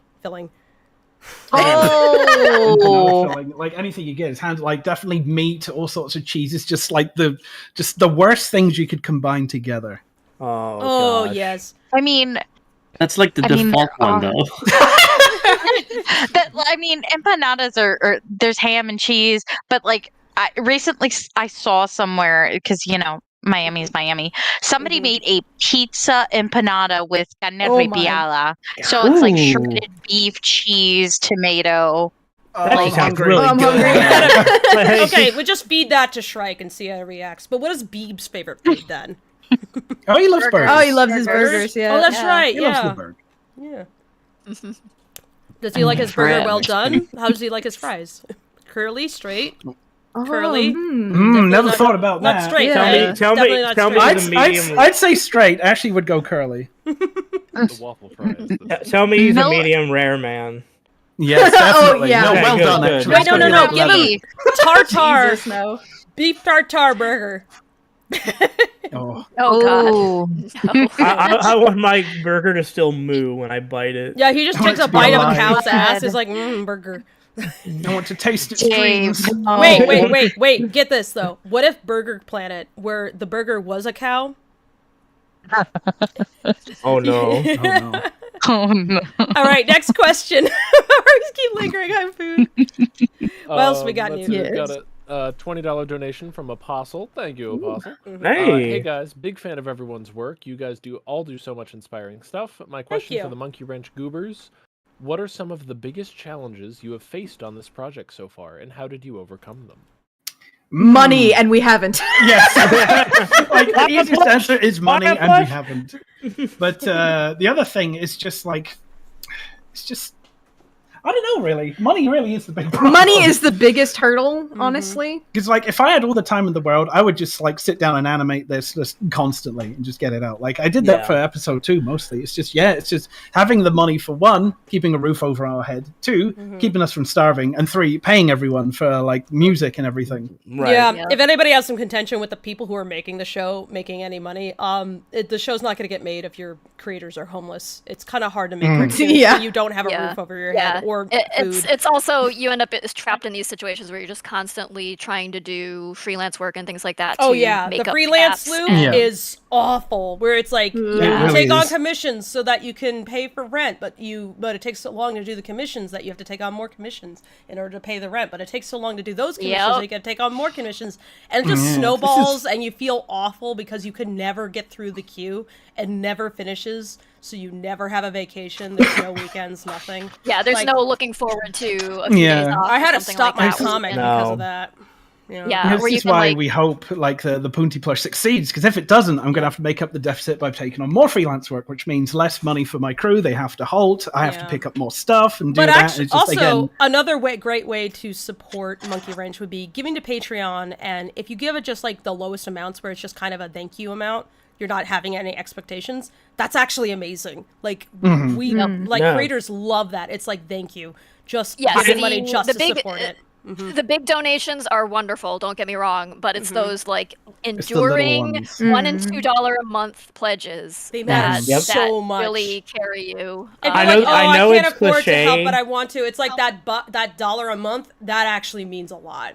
Yeah, I was gonna say, Yeah. I know it's cliche to say, but seriously, every dollar does count, and that's not a joke. Like, every little helps. yeah. Absolutely. So yeah, I mean, pretty much any indie like animation thing, like we're always out there with our hats out because like our with collecting because that's the only way we can do it. It's not because we're like sellouts or greedy or something. It's like this is the only way to make animation is to have the funds to do it. So Even the you know, non-independent stuff, they need money too. It doesn't just They're not and just you see somebody like running a crowdfund or asking for Ko-fi, help or something, or merchandising the shit out of something. Like there's a reason why people do that. And it's not because there's that. And it's not like we live in a society, right? It's like that's the way capitalism works. Yeah, it works, Like unfortunately. that's how you have to operate within that system. We can't revolutionize the way the economy works. It's like we would and all so love we for have to- UBI to be a thing, but it isn't. Yeah. And even the brief amounts of government help that we do get don't cover everything anyway. Like I have received, like I'm on food stamps right now, thank goodness. Up until I can get my salary again, and I am so grateful to have that. Like, I have no shame in that whatsoever, because it has allowed me to be able to pursue things, and then I can earn enough money where I don't need food stamps. So, yeah. it's freaking So awesome. hey, if you're an artist, do what you got to do. Do what you gotta let do, people know. like, Let people know you need help. You need funding to do the thing you're good at. So Don't be a starving artist. Be a well-fed. Oh, excuse me. Be a well-fed artist. I say burping because my partner gave me a bagel, and thank you so much, Clint. Get a burger every once in a while. Like that's actually a good way to figure out how should I price things. How many burgers can you buy with what you have made? That's a pretty good metric I have found. Off of YouTube ad revenue, maybe one. Listen, the McChicken is like $4 now. Oh yeah. People see a YouTube million revenue. views and they think, oh, you must be gourmet rolling in burger. it. But like our YouTube ad revenue is sad. Just sad. YouTube Ours does is not. atrocious. It's so We're in the bad. same boat. It's so It's bad. like we haven't even cracked 10,000 on our 10 million view pilot. Oh, not even close. Not even close to close. that. No. It's yeah. like that It's- doesn't even pay for a single minute of animation. Yeah, there was a hot minute there where YouTube ad revenue was great, and but then the adpocalypse happened like 2 times in a row. Yeah, and YouTube then, is yeah, not how you nobody's- make money. No. Yeah, and No. that was around the time Patreon became extremely popular. Yeah. So, like Goose said, Goose, a million. it's not even that. It's not even that for us. 1 million views, we maybe get like $150. Yeah. I know. Yeah. Terrible. Oh wow! Everybody on the team can get burgers now. I mean, it depends on where you're getting your burgers. Oh, More that's like true. I'm How many getting people my do you have? electrical Over bill. 10 you people. can maybe get everybody a White Castle burger for $100. Oh, Yeah, there you no. go. Like, The aftermath. You guys are gonna have to no. share some combo meals. It's like you can split the fries, and maybe we could cut that burger in half, and then Yeah. maybe You we will can get a burgers. single piece of grocery store sushi. Enjoy. This is the high life. Oh God. hey, it's a step above gas station sushi. So. All right, I you can leveled make up. you burgers leveled up. for everyone for $150. We can do that. No. I'm really gonna have to try White Castle one day just so I Oh, understand no. what It's the heck. always White are. Castle is No. just they. To be fair, Harold and Kumar make it look really good, but that's It's it. Fun it's a fact, tiny White it's Castle a has tiny a little. vegetarian option. What? Oh, do they now? That's They have a interesting. veggie patty option. It's a tiny Alright. little slider size burger that is like doused in It's like onion oil. crystals. And It's they freeze it first, and then they just warm it up for you, basically. Yeah, So yeah. what you get That's out why of you the can- frozen section of the grocery store, that is a White Castle burger. Anyway, Next away from question. burgers, back to the animation. Let's get some questions answered here. Pie the Cyber Guy says, for fan writing reasons, what item would Beebs bet as collateral in a poker game? Oh wait, Ooh, that's a good question. Pie expanded on this just now, adding another 10 and said, for silly fanfic reasons, what items would Rocky Rickaby, Quinn Huckley, and Bulldog Beebs Brown offer as collateral, respectively, at the poker table? Oh gosh. Oh my goodness, everybody gets to I don't- answer. Shrike. Beebs would do Shrike. Like honestly, Beebs is really good with betting. He doesn't get too far over his head. Yeah, he'd know when to quit. Yeah. Rocky would obviously put up Freckle. They're just trading. They're just trading them. Trading their marksmen? I like that idea. Just So then what's swap Quinn them putting around. up? I think Quinn would try to put up Kira without Rue noticing. Oh my God. because Kira is not essential to the band. She's just a mascot. So he needs the other one. So all three of these have no idea that they're offering up their most valuable thing. no. I wouldn't say Shrike's most valuable. No, but the thing on the back I of his head just- seems pretty valuable. I'm just imagining His glass hole. Shrike, Rocky, and Quinn playing poker together. Sounds like a nightmare. Oh my Like- God. We're gonna have to. Wait, I'm chewing, but Do they Beebs know gets how to mad play enough. It's Beebs gonna turn is into wait, Russian wait. roulette. They I all can just make be this playing better. different games. Nobody's Wait. agreed on what game they're actually playing. I got it though. Beebs gets annoyed enough with Shrike trying to contribute to his poker game that he decides to throw the game. So he would have know won. what? You made me but- do this. You made me pull. You know what I Like, do? like literally Force throw the my game, hand. like, pick everything up and throw it. You I know feel what like- three I do think would hang out and have a good time would be Beebs, Warren, and Victor. the three built like mechanical, slightly grumpy dads. They could all work on Like- a car together. yeah. like They the can true- get together and True masculine bonding moment. It's like they will take a broken ass car and fix it from scratch. And Yeah. Victor's the one who's just kind of like, no, I'm more like this, you know. And then and it'll be Yeah. remarkably dialogue free I situation. was about to They say would- they would barely don't talk. at all. it's like They would just Beebs- grunt at each other every once it's like in a while. Beebs would be the chatty one in this situation. I was like, Yeah, Beebs would be like the most uncomfortable. yeah, Those he'd be like nods- hand out the nods beer of together. approval, like those like they're just nod approval at each other every now and then, like Beebs would they've just all appreciate decided- the silence. Yes, yeah. all three of them have taken their most annoying party member and they're like, lock door. No, you can't get into the garage. No, not allowed. No. Okay, we have a funny question here. JDG says, should Michael Kovac feature in Monkey Wrench? I guess he's in all. I guess he's in all he's the the other good luck charm of all these We gotta keep this ball rolling. Yeah. What bit part are you gonna give Mike? Apparently. The unserious answer, yeah, why not? Serious answer, probably. Actually, I've been thinking about it. Like, we got a couple characters coming up that don't have voices yet. Yeah. And we have to show them off soon at the end of this, so you guys can we get got a little excited. We're giving you an exclusive sneak peek. I will always joke with Michael the fact that like because I was the one who like broke the ice to decide to cast him for Has-Been. I'm like, I gave you your career now. You're gonna hold that over his head to my roommate. So I'm like, hey, you want to do this chore for me? I gave you your career, and he's like, shut up, Dave. Yeah, but that's just how Mike is. He'd just be like, sure, Dave, even if you're like, Mike, I ruined your career. He would still say sure. I joke because he's one of my best friends, but he's honestly, he deserves it because he's one of the most talented people on the planet. It's like the reason why you're seeing Mike everywhere is that he's a delight to work with. He is such a fantastic actor. He can do like just really subtly deep characters that would otherwise come off as two-dimensional just so well. It's hard to get that, you know? And he's also he's fun to work with. Like, he's really excited about experimenting with stuff and giving like a lot of good feedback and stuff. So he's even more fun to live with, where like at like 10 o'clock at night he'll walk into your room wearing underwear with a loaf of bread, eating and saying, "You got to try this bread, Dave." Yeah, I loved watching. I love when he I was like, "Hey guys, look what I did," and he shows your was it like your doorbell cam footage, and we're like, "Mike, why?" Yeah. I'm just like, "Why? Why would you show this? Why?" And everyone's just like, "Mike, God forbid." Like, because he God forbid, that Mike. Yeah. Mike and Jacob are in the same room. I think the singularity would happen. Oh, yeah. Oh, I would film that. We got to my take Mike to favorite Disneyland bits- at some point.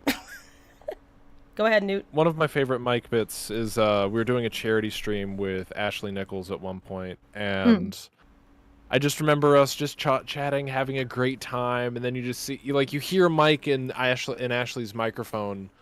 And he's like, "Hey, Ashley," and you know, Ashley turns. She's like, "Why are you naked?" And Mike's like, "Where's the hairbrush?" This happens more often than you think. All right.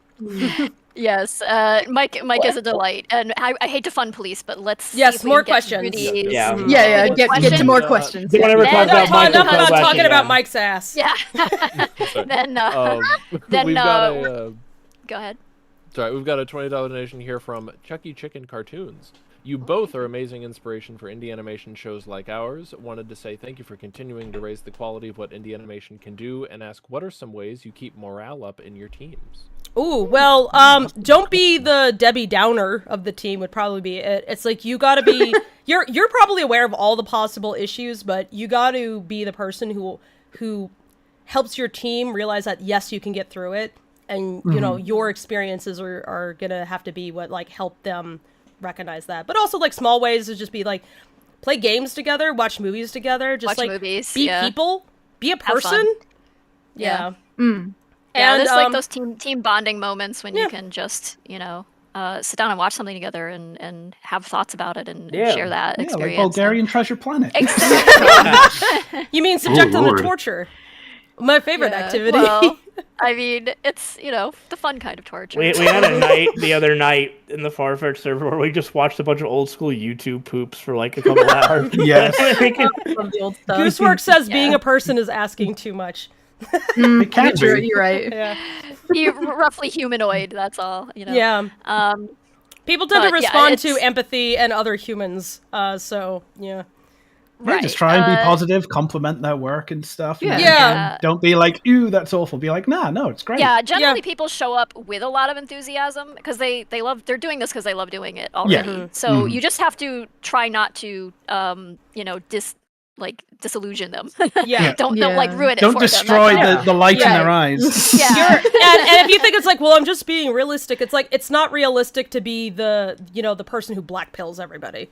That's not Yeah. It's like everybody is There's a aware time that and the a world place. sucks. We're all adults. Like, make your environment that you're setting up the best you can. Just make it a pleasant also- place to want to be. Yeah. Yeah, make a channel on your work server for cat memes, and that's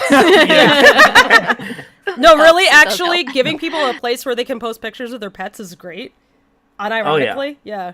Yeah, the pet photos are a delight. Like, you can always go in that text channel and know you're going to see something fun or funny, and it's not going to be like bad news or something that's difficult to deal with or anything like that. It's just like, oh, Also, support your crew members' other endeavors. If if they're working on their own thing or working for somebody else, support them and be like, heck yeah. Again, it's not a competition, and you can be proud that whatever they're doing with you, apparently they are confident enough in doing their own thing that they're going to go and explore it themselves.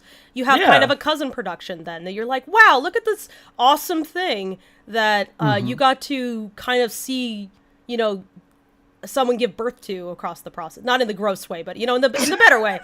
Like a child growing up, not like, being there in the hospital room. The artistic way. Like a squid.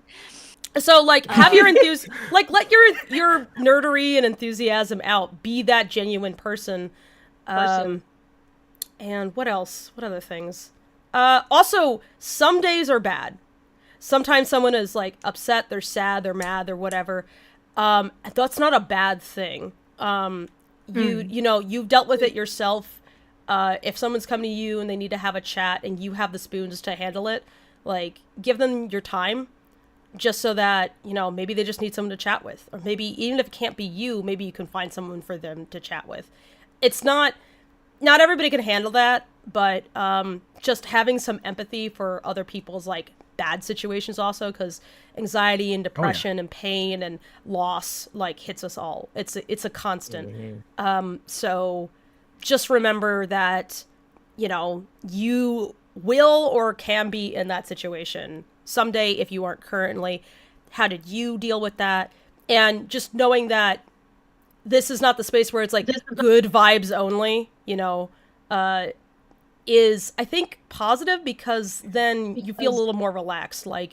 You're not afraid that maybe if you have a bad day, everything's going to fall apart. It's if you have a bad day, people will understand. There's definitely toxic negativity, but there's also toxic positivity, which is exactly. enforced positivity is not good for anybody either. So, if there is a problem, you can just own up to that and talk about it. Now, as the leader of a project, I don't trauma dump on my crew, because I don't want them to do that to me. No, not trauma dump. I mean, I don't need them to, babysit me. But that's about how I decided to draw boundaries for myself. But yeah, it is important to, occasionally you will find yourself having to be there for someone on kind of an emotional level, because we're all humans, and you interact with anybody long enough, they're going to have a bad day. How do you deal with that? Yeah, and that can be, and just knowing that. Try and be supportive. Be supportive. All right. Also, nice, Dave, advanced warning. I'm sorry for your limbs. I don't know when. Oh no! We'll not expand on that for a moment. Oh dear. I feel like my limbs are about to be expanded, if anything. All right, next question. Let's see. We've got a $10 donation from Sarah Kahn. Thank you, Sarah. Sarah Connor. I've been a Monkey Wrench. Sarah Connor. No, I've been a Monkey Wrench fan since back in the DeviantArt days. No. Oh no. Huh? Tim, could you mute? I've been a Monkey Wrench fan since back in the DeviantArt days, not to age myself, and still very much a Shrike simp. And I've been wondering, what inspired your characters? Honestly, all sorts of media, pretty much. Just I've had Shrike for ages. I wish I had, Ashley probably has it. You got the original Shrike drawing I did? Somewhere. Let me see if I can. See if we can show that off at the end. Yeah. But yeah, he was my first, he's going to be my anime protagonist kind of thing. Because that was back in the day when you're 15, you're discovering all this kind of stuff and you get into it and that. And he pretty much sprouted from there. But yeah, it's just an amalgamation of all sorts of stuff, really. Yeah, it's the OCs you have as a kid, you kind of don't ever let go of them, and sometimes you can make a thing out of them. My cat characters all came from middle school drawings I did in during class and stuff, and I know that Kira is Ashley's DeviantArt Days OC as well. And, Which literally like, plays it's into the show, funny enough. Yeah, Like- exactly. It's great. It's brilliant. Oh shit, there he is. Ashley posted it in our private message thing there. Yeah, I I'm put it down in to there. He taking is. this. Let's see. Okay, 1 second. It'll take me a minute. He's Keep so talking about it. Sugoi. So Sugoi, look at him. 1 second. Let me get. That's when him I was up. 15 years old. Like, so I thought you were Aw. younger than that. Yeah. either that, but yeah, it's got to be at least 21 years like ago. So old, so funny. Here we go. But they Oh, come sorry for they my come dog. from some wholesome, is. genuine place in your heart, and Mhm. so you would be remiss to just, you know. There he Sorry is. for my dog. There he is. Aw. She's decided now is a good time to bow wow wow, even though she's otherwise the quietest dog ever. Yes, Where Ada, is I he? know, Has bow he caught wow. up yet? But we can't hear her. Abel. Oh, yeah, good. there he is. So it's just me barking. Got it. I love it. I love it. Look It at is this. very, Sugoi. very anime. You can see all the, you can see the Photoshop burn tool and everything I on see there. why I have Oh, to run. Okay. so good. I love his big baggy jeans. Hell yeah, big baggy jeans. The Dave, weird what was that? You have to go? scarf thing. No, I'm No. about to die apparently because Oh, someone oh, damn. joined. Oh no. Uh-oh. Hello. Hello. Yeah. Hello. See you guys. Uh-oh. Is that Goose? Oh no, Oh, Goose, what are no. you doing here? They pulled me in Yes. here. It wasn't my fault. Oh, I'm my also feeling goodness. a little sick, so apologies in advance. Oh no. Yeah. shoot, I'm No, it's sorry. fine. And in fact, once your thing comes out, we'll have to have you on Shop Talk because I'm very curious to have you chat Yeah, about your Goose. doings. Oh, Yeah. Lord, Yeah. Jesus. You we can are- have all the attention. Yeah. We are very looking forward to that. The amazing, Mhm. amazing digital circus. I've been loving all the Um, bits and pieces coming out. Oh, Yeah. same here. I get to ask you all the questions, Goose. Oh, I hope it. I hope people enjoy it. So They will. far, so good. All right. I'm so powerful in text, but once I'm on voice, I'm just like a meek little creature. I think that's just the writer's curse. It's like I'm Yep. better on in Yeah. text. Yeah. All right. Next question. Well, a bit of positivity from Insane Incorporated, $10. Thank you. Keep it all up. You are all a personal inspiration. Thank Aw. you. Thanks. Appreciate That's it. really Thank nice. you. Let's see. We've got $5 from Minya. Thank you, Minya. I know Minya. But my question is, what is it like being an animator/artist as a full-time job versus, say, a side gig or a non-monetary passion? Painful. But no, Yeah. it's like Yeah. doing it full time. Like I wouldn't be doing this full time if I didn't like it. It's like animation is something I absolutely love. I do it like all day, every day, pretty much. It's like like I don't think I'd be happier doing something else, honestly. It's like just bringing characters to life is always like a joy. Like you getting your scripts and animating your characters and just seeing the reactions from people as well is really good. Like seeing people like get invested in a character and then you do something horrible to them and they go like, "No, why'd you do that?" And you're like, nah. It's like, To make haha, you you have suffer. feelings for lines on a screen. You have feelings for this character. It was a trick all along. It was an illusion. Shrike doesn't exist. You know, it's fun. It's good. What do you mean he doesn't Doing exist? horrible things to cute little characters is so fun. Isn't it? It is. It is. I love to squish these little freaks, dude. Like, so Just kick them down the stairs. It's, yeah. Soak them in So, milk and throw 'em against the wall. ironically topical follow-up from Wiz5 Frank. Would Shrike survive hitting a wall at 70 miles an hour? I don't know. Would Bert survive it? I mean, he is a squid, so he doesn't exactly have bones. He's got no bones to break. Yeah, he's Yeah. He's gotta go. Or does He's he gotta have go bones? 88. Wait. That's the There's only a way good to question. survive. Then you'll see Does some Shrike- serious then shit. he'll, Yeah. Does Shrike have bones? Yes or he'll no? go back to the future. Yeah, does Shrike have bones? I don't know. Josh? We can't answer that, can we? Can he- Fine. okay, fine. Does he But that have is lit- does he that have a is- cuddle that's bone then? He's got Schrodinger's bones. Schrodinger's bones, yeah. Wiz is yelling no comment in chat. His bones are in a bit of a superposition. They're there or not until I want that to be like the series finale payoff if you find out about his bones. That'd be Like, Does he- like, he this goes- one singular You bone see him inside go him. through. He goes through TSA, and we see a scan of him. The scanner just fucking breaks. It's like, wait, what? It's like you'll never find out. We've joked before that he just has a singular bone in his abdomen. That's the cuddle bone. Like in That's Among like- Us. that's Yeah, actually cuddle bone, yeah. that's actually what it is. He's got a beak. In fact, he's got a bone. It's somewhere in there. It's just vestigial. All I can think of is like the fucking alien X-rays. Oh no! Oh the no! Mexico Oh alien. no! I Yes. forgot the Mexican Yes. alien. Oh no! I looked at that. I was like, the Fiji mermaid is more convincing. If this is an alien, Yeah, I'm disappointed. yeah. I am disappointed in the universe if this is real. I'm disappointed. I'm not interested in aliens anymore. I think we're good. We can put the matter to bed now. It's like, well, that's the lamest thing. Don't get Josh started on aliens. No, we won't talk about UFOs and aliens. It's fine. Oh god, I remember how like when I found that UFO kidnap tape, Josh was just like, you gotta do it. You gotta do the UFO thing. Yeah, it was such a pilot weird, show. shitty Nickelodeon pilot with like, oh no. Yeah. It was great though. Okay, here's more questions from Atreus Lux, who gives £2. Says, "Is Shrike's glass hole canon?" Yes. It is his glass hole. You both said that so fast and in unison. In unison. Now All we right. know. Next question, Newt, if you may. Let's see, what have we got? We've got $5 from Dead Dan 2. Thank you, Daniel. Hey, do you ever foresee a crossover episode between Lackadaisy and Monkey Wrench, like Rocky versus Sanchez? Give us more money and we can discuss same it. timeline. It would work. Give us more money and we'll discuss it. Yeah. They would have to go back in time to the 20s on Earth to make that why work. not? Well, they have to. Like- they could go You to mean the back when future. Earth was full of cats and cats only? I guess that Yeah. I guess that explains Scratch. If the Scratch can do it, Yeah. It's their distant Scratch relative. is in fact I a Lackadaisy understand. cat. Scratch Yeah. would fit right in. Like, You Yeah. understand, Lackadaisy takes place on Earth. Oh no, Dave, you're Scrap is fired. actually Asa's boss. Well, it was fun, guys. I'll see you later. Yeah, he's the one who's earning all these. I'm really stupid. Oh, yeah, let's see. All right, next Actually, question. speaking of Scritch and Scratch, Calliope P, 10 franc. Are Scritch and Scratch just regular cats, or are they some special kind of alien? Yeah, they're normal cats that can talk and walk on two legs.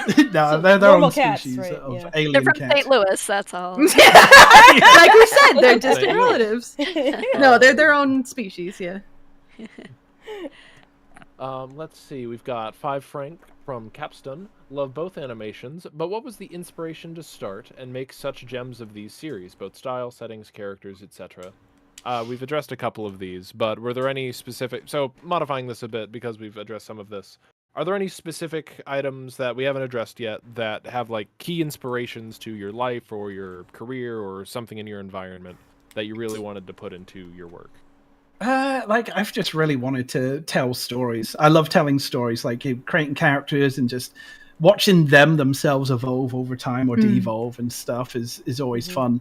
But yeah, like the main thing, like the series came about originally, it was going to be a comic, but me and Ashley, we were saving up a lot of money to go to Japan for like a bit. But then a certain pandemic happened, and like, you know what? Yeah. Let's do it. Let's do a pilot. Let's make something out of Oh, this. great! So you guys can thank the plague for getting Monkey Wrench. That It is its own Super worth plague. it. I mean, Yeah. largely our journey too. We started our crowdfund on the day everything went into lockdown in the United States for COVID. Wow. That was great. I really loved that. Yeah, we were like debating the night before because we knew the lockdown was going to happen and the the stock market was tanking, and we're like, do we like put this off? Do we delay it? And we're like, no, if we don't do it now, we'll never do it. So we gotta just. That was the smart move because like everything got worse, so it was literally the only time we could do it. Was right then. So Yep. you should have made it thematic and fast forwarded the timeline to 1929. No. One day. Yeah. Anyway, let's get another question. Let's see. We've got $2 from Elijah. Thank you, Elijah. I've always wanted to work for companies like Cartoon Network or Adult Swim or others. As at-home animators and artists, do you have any opinions on that or associated? You work what you do what you want to do. Yeah. That's it, pretty much. If you want to work in the studio, go work in the studio. If Yeah, you want to do your own independent stuff, do that. my opinion is no company owns your ability to create stuff. So if you do it, even if it's for a show you really like, even if it's a job you really love, it's still a job. Always remember that it is a job. And if you want to make your own thing, make your own thing. If you don't care, you can keep doing that. And these are not mutually exclusive things. I have a lot of friends, and myself included, who, while we were doing studio work, we do our own stuff as well, because there isn't really a way to do what you personally find creatively fulfilling just in the realm of your job. Even, again, if it's a job you really freaking love and everything is just copacetic. So it's a job. It's a way to make money, is what it is. At least when there are jobs, given the current situation. Quite a few of my colleagues are out of work or struggling and stuff. But that's all stuff within the U.S. for the most part, and what we're dealing with here. And it's not because of the strikes. I want to make that very clear. Anybody who thinks that, it's because of the strikes, no, this started before the strikes. There's a reason why people are striking, and it's not because they just thought it would be really fun if everybody just stopped working for a while and making a big fuss about it. It's because there were so many problems, most of which you guys don't even know about. But I'm sure you've noticed how many shows are just getting axed left and right and suddenly canceled and all this stuff going on. And you as a viewer are probably like, hey, where's my favorite stuff? Consider the people working on that and how they feel to see stuff that they've been working on for years and years and years just get canned. Like, they can't even find it. They don't even have access to it anymore. And they're the ones who made it. It's, that's not even all of it, but it's part of a larger issue. So the strikes are going on because the people who care the most are the ones who are trying to make this medium viable and for it to have some sort of future. They're the ones who are trying to prevent the worst case scenario from happening. So support them if you want to see more cartoons in the future, because even though like Disney and Warner Brothers and Cartoon Network, they don't own animation, like they're not the only ones who can do it. And I do encourage people to do their own things. Definitely support the people who make stuff, because they're there for a reason and they deserve to make a decent living, and have reasonable hours and, just have more options than what they get. So as someone who's worked in the field, I have all my sympathy and support for those guys. Like, I'm not an indie because it's just so damn cool. I am enjoying myself here, but yeah, it is a job. And when you're working a job, you deserve to be paid and treated fairly. So I also got to shout out Glitch Productions right now. Oh, yes. Because those guys are literally like trying to do everything to like save and like promote all these projects, including their own, and they're really going out of their way. They're taking the rising tide raises all boats to heart. Yeah. And I respect folks. the hell out of that. Speaking of them, I have to head out for a meeting, so I'll see you. All right. Good luck. Bye, Goose. Bye, Goose. Don't die. All right. Let's see. We've got $5 from the Violet Rhino. That's this a might be a fun bit name. of an open-ended one. How do you start your own show? And did any of you go to college to learn animation? Oh boy. Yes. Yes to all of it. But no, like for me, I'm self-taught. I've been doing it since 2008. Again, I'm of the belief if you want to learn to do something, there's nothing stopping you from doing it yourself. It's just, again, it's your drive and motivation to get you there. And for starting your own show, it's just like, it's whatever ideas you have and like the perspective and possibility of being able to start. Again, it's like it's money as well, which is an entry point to people. But yeah. Yeah. It's like, I would very much advise people to, before they do anything, maybe just try to do a comic. Like, you don't have to commit to comics forever, but if you find that you're struggling to get a comic done even, you might have a hard time with cartoons. Because it's way more work. Start small and work yourself up. Yeah. Test your own limits before you start testing other people's limits. Yeah. And even if you think like you're like, oh, you got the comic thing down. Honestly, right now, shorts are banging. So if you want to do like little animations with your characters first before diving in, like really small stuff can be very effective. Like look at Chicken Nugget. Chicken Nugget. Oh yes, god, I love cute stuff. Chicken Nugget.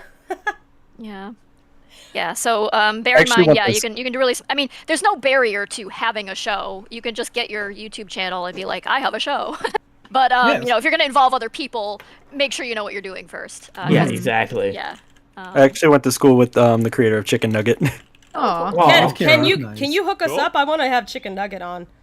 Kira on. Yeah. That'd be so Chicken cool. nugget. I'll see if I can. Yeah. For real, like Tracy said, once you build and take on a team of people, you're responsible for them. So yeah, if you can't Yep. handle working on your own, good And luck if you're with that. if you're asking them to do work for you, you should be paying them. And Yep. so make Uh-huh. sure you have a way to do that before Yeah. you And- bring them on board.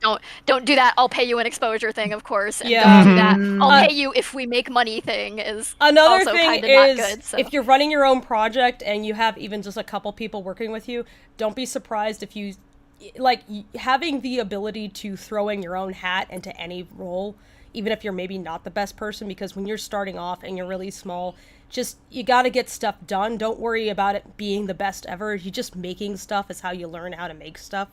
So just commit to that, but understand also that it's gonna be, while it's a labor of love for you, it's only sort of gonna be that for other people.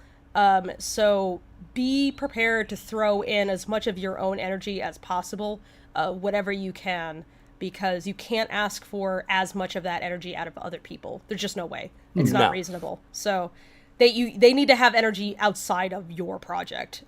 It's only fair, so that they can make their own stuff, or just have a life. So yeah, be fair. All right. Any more Epic and questions, or are cool. we at the end? Do we got anything else? We got a we few can- more. Let's just we make sure just we a read them couple all more. off. Let's just make sure we get all of them read off here at least. So, some of them aren't really even questions. Yeah, that's what we've been skipping through. Yeah. We've got Let's- one let's- actual question left, and then a bunch Okay. of very lovely comments, which we'll Go shotgun for through. it, because we got some we've special got- art to show off. Yep, we've got 557 Frank from Thoragrim. Will you make an official recipe for the Atomic Supreme? And is filming the how to make tutorial have a funny film grain? I'm not sure. Grim, I'm not Grim, sure. are you okay? Grim, are you having a By the stroke? second sentence. I had a But stroke. for the first part, will you make an official recipe for the Atomic Supreme? We got to ask Binging with Babish first. You want to get him to make it, don't you?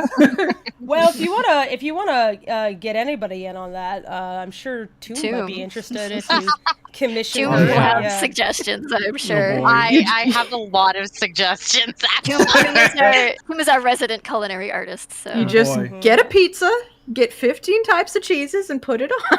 Yeah. Don't heat it or anything. No, don't eat. Just straight wheels of cheese. just take pictures of it. You just put a whole wheel of cheese in the oven on top of the pizza, and whatever comes out, comes out. Oh, He's like, God. look at this pizza, Gromit. Okay, Toom, tell me your opinion of this. What if you took a wheel of cheese, just like sculpted puff pastry around it, and then just baked the whole thing? Oh, that sounds That's fucking a good, thing. dude. Don't You threaten know me with a good you know time. what This Right? sounds like the epic mealtime guys recipes. No, yes. Oh No, but like that's actually a thing. It's called like a crusted baked brie. You can do it with brie. There's several goat cheeses you can do it with. You grab Okay, any this sounds bubbly this sounds cheese. amazing. We will talk about this off stream, but we need to shotgun through these. The I did not know Atomic that was a real Supreme. thing. Thank you for making my afternoon. But for the Atomic Supreme, for some reason, I imagine hot sauce and the tomato sauce. Just saying. Yeah. Like, make it spicy. Sorry. Gotta be atomic. Okay, let's see. Shotgunning through all the lovely compliments. $3 from Wasituya. Love y'all so much. Can't wait for more stuff. We've got $1.99 from Ditto Moon. Hello and love from. There's a lot of consonants in this city name. They're in No, they're in Wales. Wales. It's Wales, yeah. Yeah. Yeah. We're going to massacre this name. I'm sorry. It's Aberystwyth, I think. We've got $1 from Lee Hoffman. Thank you, Lee. We've got $2 Canadian from 1000 Nod. Love you guys. We've got 20 Mexican dollars from Inrolf. Greetings from Mexico. We've got $10 from CXXD Reacts. I recently just got my Lackadaisy Essentials book in the mail. Love the artwork, especially Ivy on the front cover, looking cute and adorable as always. Thank you. CXXD. Thank you. Glad that made it to they- you safely. Yeah. $2 from Elijah. Thank you very much, Elijah. We've got $20 from Turkey Beard 2010. Love Monkey Wrench. Space Mercs just like Star Fox. We've got $2 from Death Templar. Goose has me locked in the basement. Please send hit. Looks like Brianna delivering us a burger. Thank you, Brianna. Brianna delivering us a burger. Thank you, Brianna. We've got $2 from Lee Hoffman, 2 for the Monkey Wrench team. Thank you, Lee. Thanks. Oh, thank you. We've got $5 from Sam Gladden. Best of luck, and I loved that art that I feel I. Best of luck, and I love that art that I feel I requested. Apparently, someone drew something from chat that they requested. Oh. We've got 20,000 Colombian pesos from Danigami. Seeing Lackadaisy since its initial concepts and knowing Josh when he started doing his animations for the OC tournaments makes me feel proud seeing both projects going strong. Hooray! Yay! Deviant art representation. Hell yeah! Hail to the ooze. And last but not least, we have 20 Canadian dollars from Lord Drain 1000. You know, those higher-ups treat the writers and the artists like garbage. I hope they get what's coming to them and bring back the classics of old. I want to bring more like Oh, well. I want to give what's coming to them to the audience. Let's yeah. Let's and also let's look forward to the future. There was Yeah. no good old days. There were no good old There days. really weren't. It's like things were different. Certain things were better. Other things were worse, much worse. So Yeah. what we're trying to do is just make a better environment for us, for our crew, and hopefully we establish like some way of doing things that inspires other people to do the same. So Yeah. yeah. And thank you all in the chat for contributing to that and being part of it and you know the morale boosts and the super chats and everything because you are part of that endeavor. So Thank you. And if you want Yes, to thank you so support much. us in a way where you're like, I don't have the money, it's like just show the cartoons to your friends. Go on Discord, your Reddit, you know, your buddies at school or work or whatever. Be like, hey, have you seen this? And just show it to them. Spread them around. Yeah, so on LiveJournal, like- Zanga.net. Write all Posting a your link on AO3 a- fics. on a Discord fan server fiction, somewhere. yes. Helps a lot. Yes, Fanfic, please. Write fan fiction, draw fan art, make AMVs. God, love it. please All give your me. grandparents would read the script out to Make them over the Shrike and phone. Beeb kiss. Make them kiss. Beeb doesn't deserve this, but Oh, yeah. but you But do. yeah, and one more time, buy a plushie. Buy a Yes. Yes. Go Go this get little your guy. Plushie. That funny little link right up there at the top of the chat. Go click it. monkeywrench.juniper.creates.com.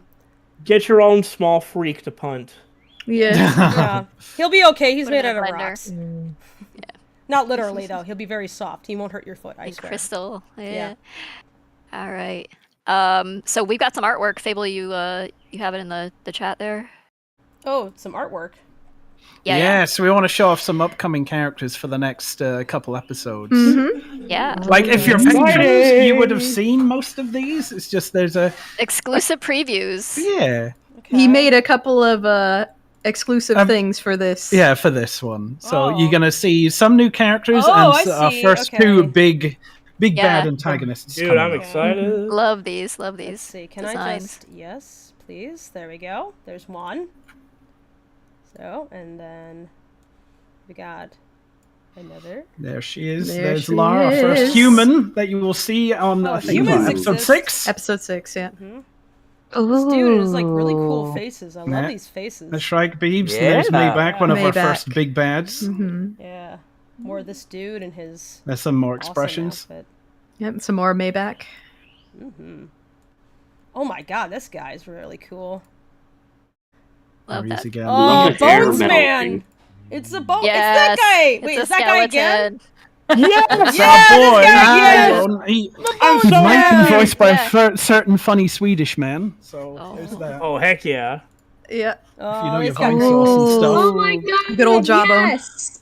Oh my god, check Yes, out this Mr. Jawbone. cowboy. This is like space cowboy. No, not that People space who cowboy. have people who've followed my work for a while might recognize this guy. He's been reformed, shall He's we been say. reformed. Mr. Deadeye. To another Oh, character, Oh my yeah. god! I love that animation. Sorry, I'm Oh, fangirling. I'll shut up. Mhm. And we got more of the human. We've got The some human Lara slash Some expressions. Lara expressions, yeah. The monkey Yeah, child. my Oh, the humans little are monkey monkeys, it's fine, child. yeah. Love Fucking it. sponge. I got a lot of Yes, I had to do sponge. SpongeGar for her down at the bottom. These are amazing. Yes, thank you so much. Thank you, thank you. All right. So are you you two doing all the character sheets, or do you have other artists here? Oh no, I'm doing all the character It's him. sheets. Yeah, Nice, nice. Yeah. He's the one. Killer Fantastic. stuff. Mm-hmm. All right. Thank you so much for sharing these with us. Yeah. Thank you. Thanks for showing them off. A little taste. That's only a little taste. I have a ton more, but it's like we'll save those for later. If you want to see more, go to If the you wanna see more, Patreon. go to Patreon. Yeah, Patreon like if you wanna check it in out. order to get them animated and make a whole episode with them, then you know. Mm-hmm. Money. Yep. All right, guys. I think that concludes the end of Shop Talk. Thank you so much for joining me and Tracy and Tito and Zarel and Dave and Nude and all the people who are also in chat. Thank you so much for sitting in and listening in and offering your questions. Thank you so much to our lovely YouTube audience also for your donations and for all your wonderful support and just general chatter. It's fun to see everybody go and, chat, talking. I'm running out of vocabulary. Clearly, the episode has to done. Tracy, what do you have to say? Chit chat, tip tap, talking. What are the words coming out of my mouth? We have reached the end of the stream because we are out of words. So thank you all, everybody. I hope you have a wonderful rest of your Sunday. And yeah, thanks for joining us and for your generosity and your support. We love you all, and we'll be back again soon. So don't die. Thanks for having me. Thank you for having us. It's been it's been a delight. It was great fun. It was good stuff. Yeah, you guys rock. So I can't wait to see more. Oh, we don't disappoint. We'll see. But yeah, thank you very much for having us on. It was good stuff. Thank you. Yeah. Right. Thank you so much. Bye-bye now. Bye. Bye-bye. Bye. I'm gonna click the button now. So shut up.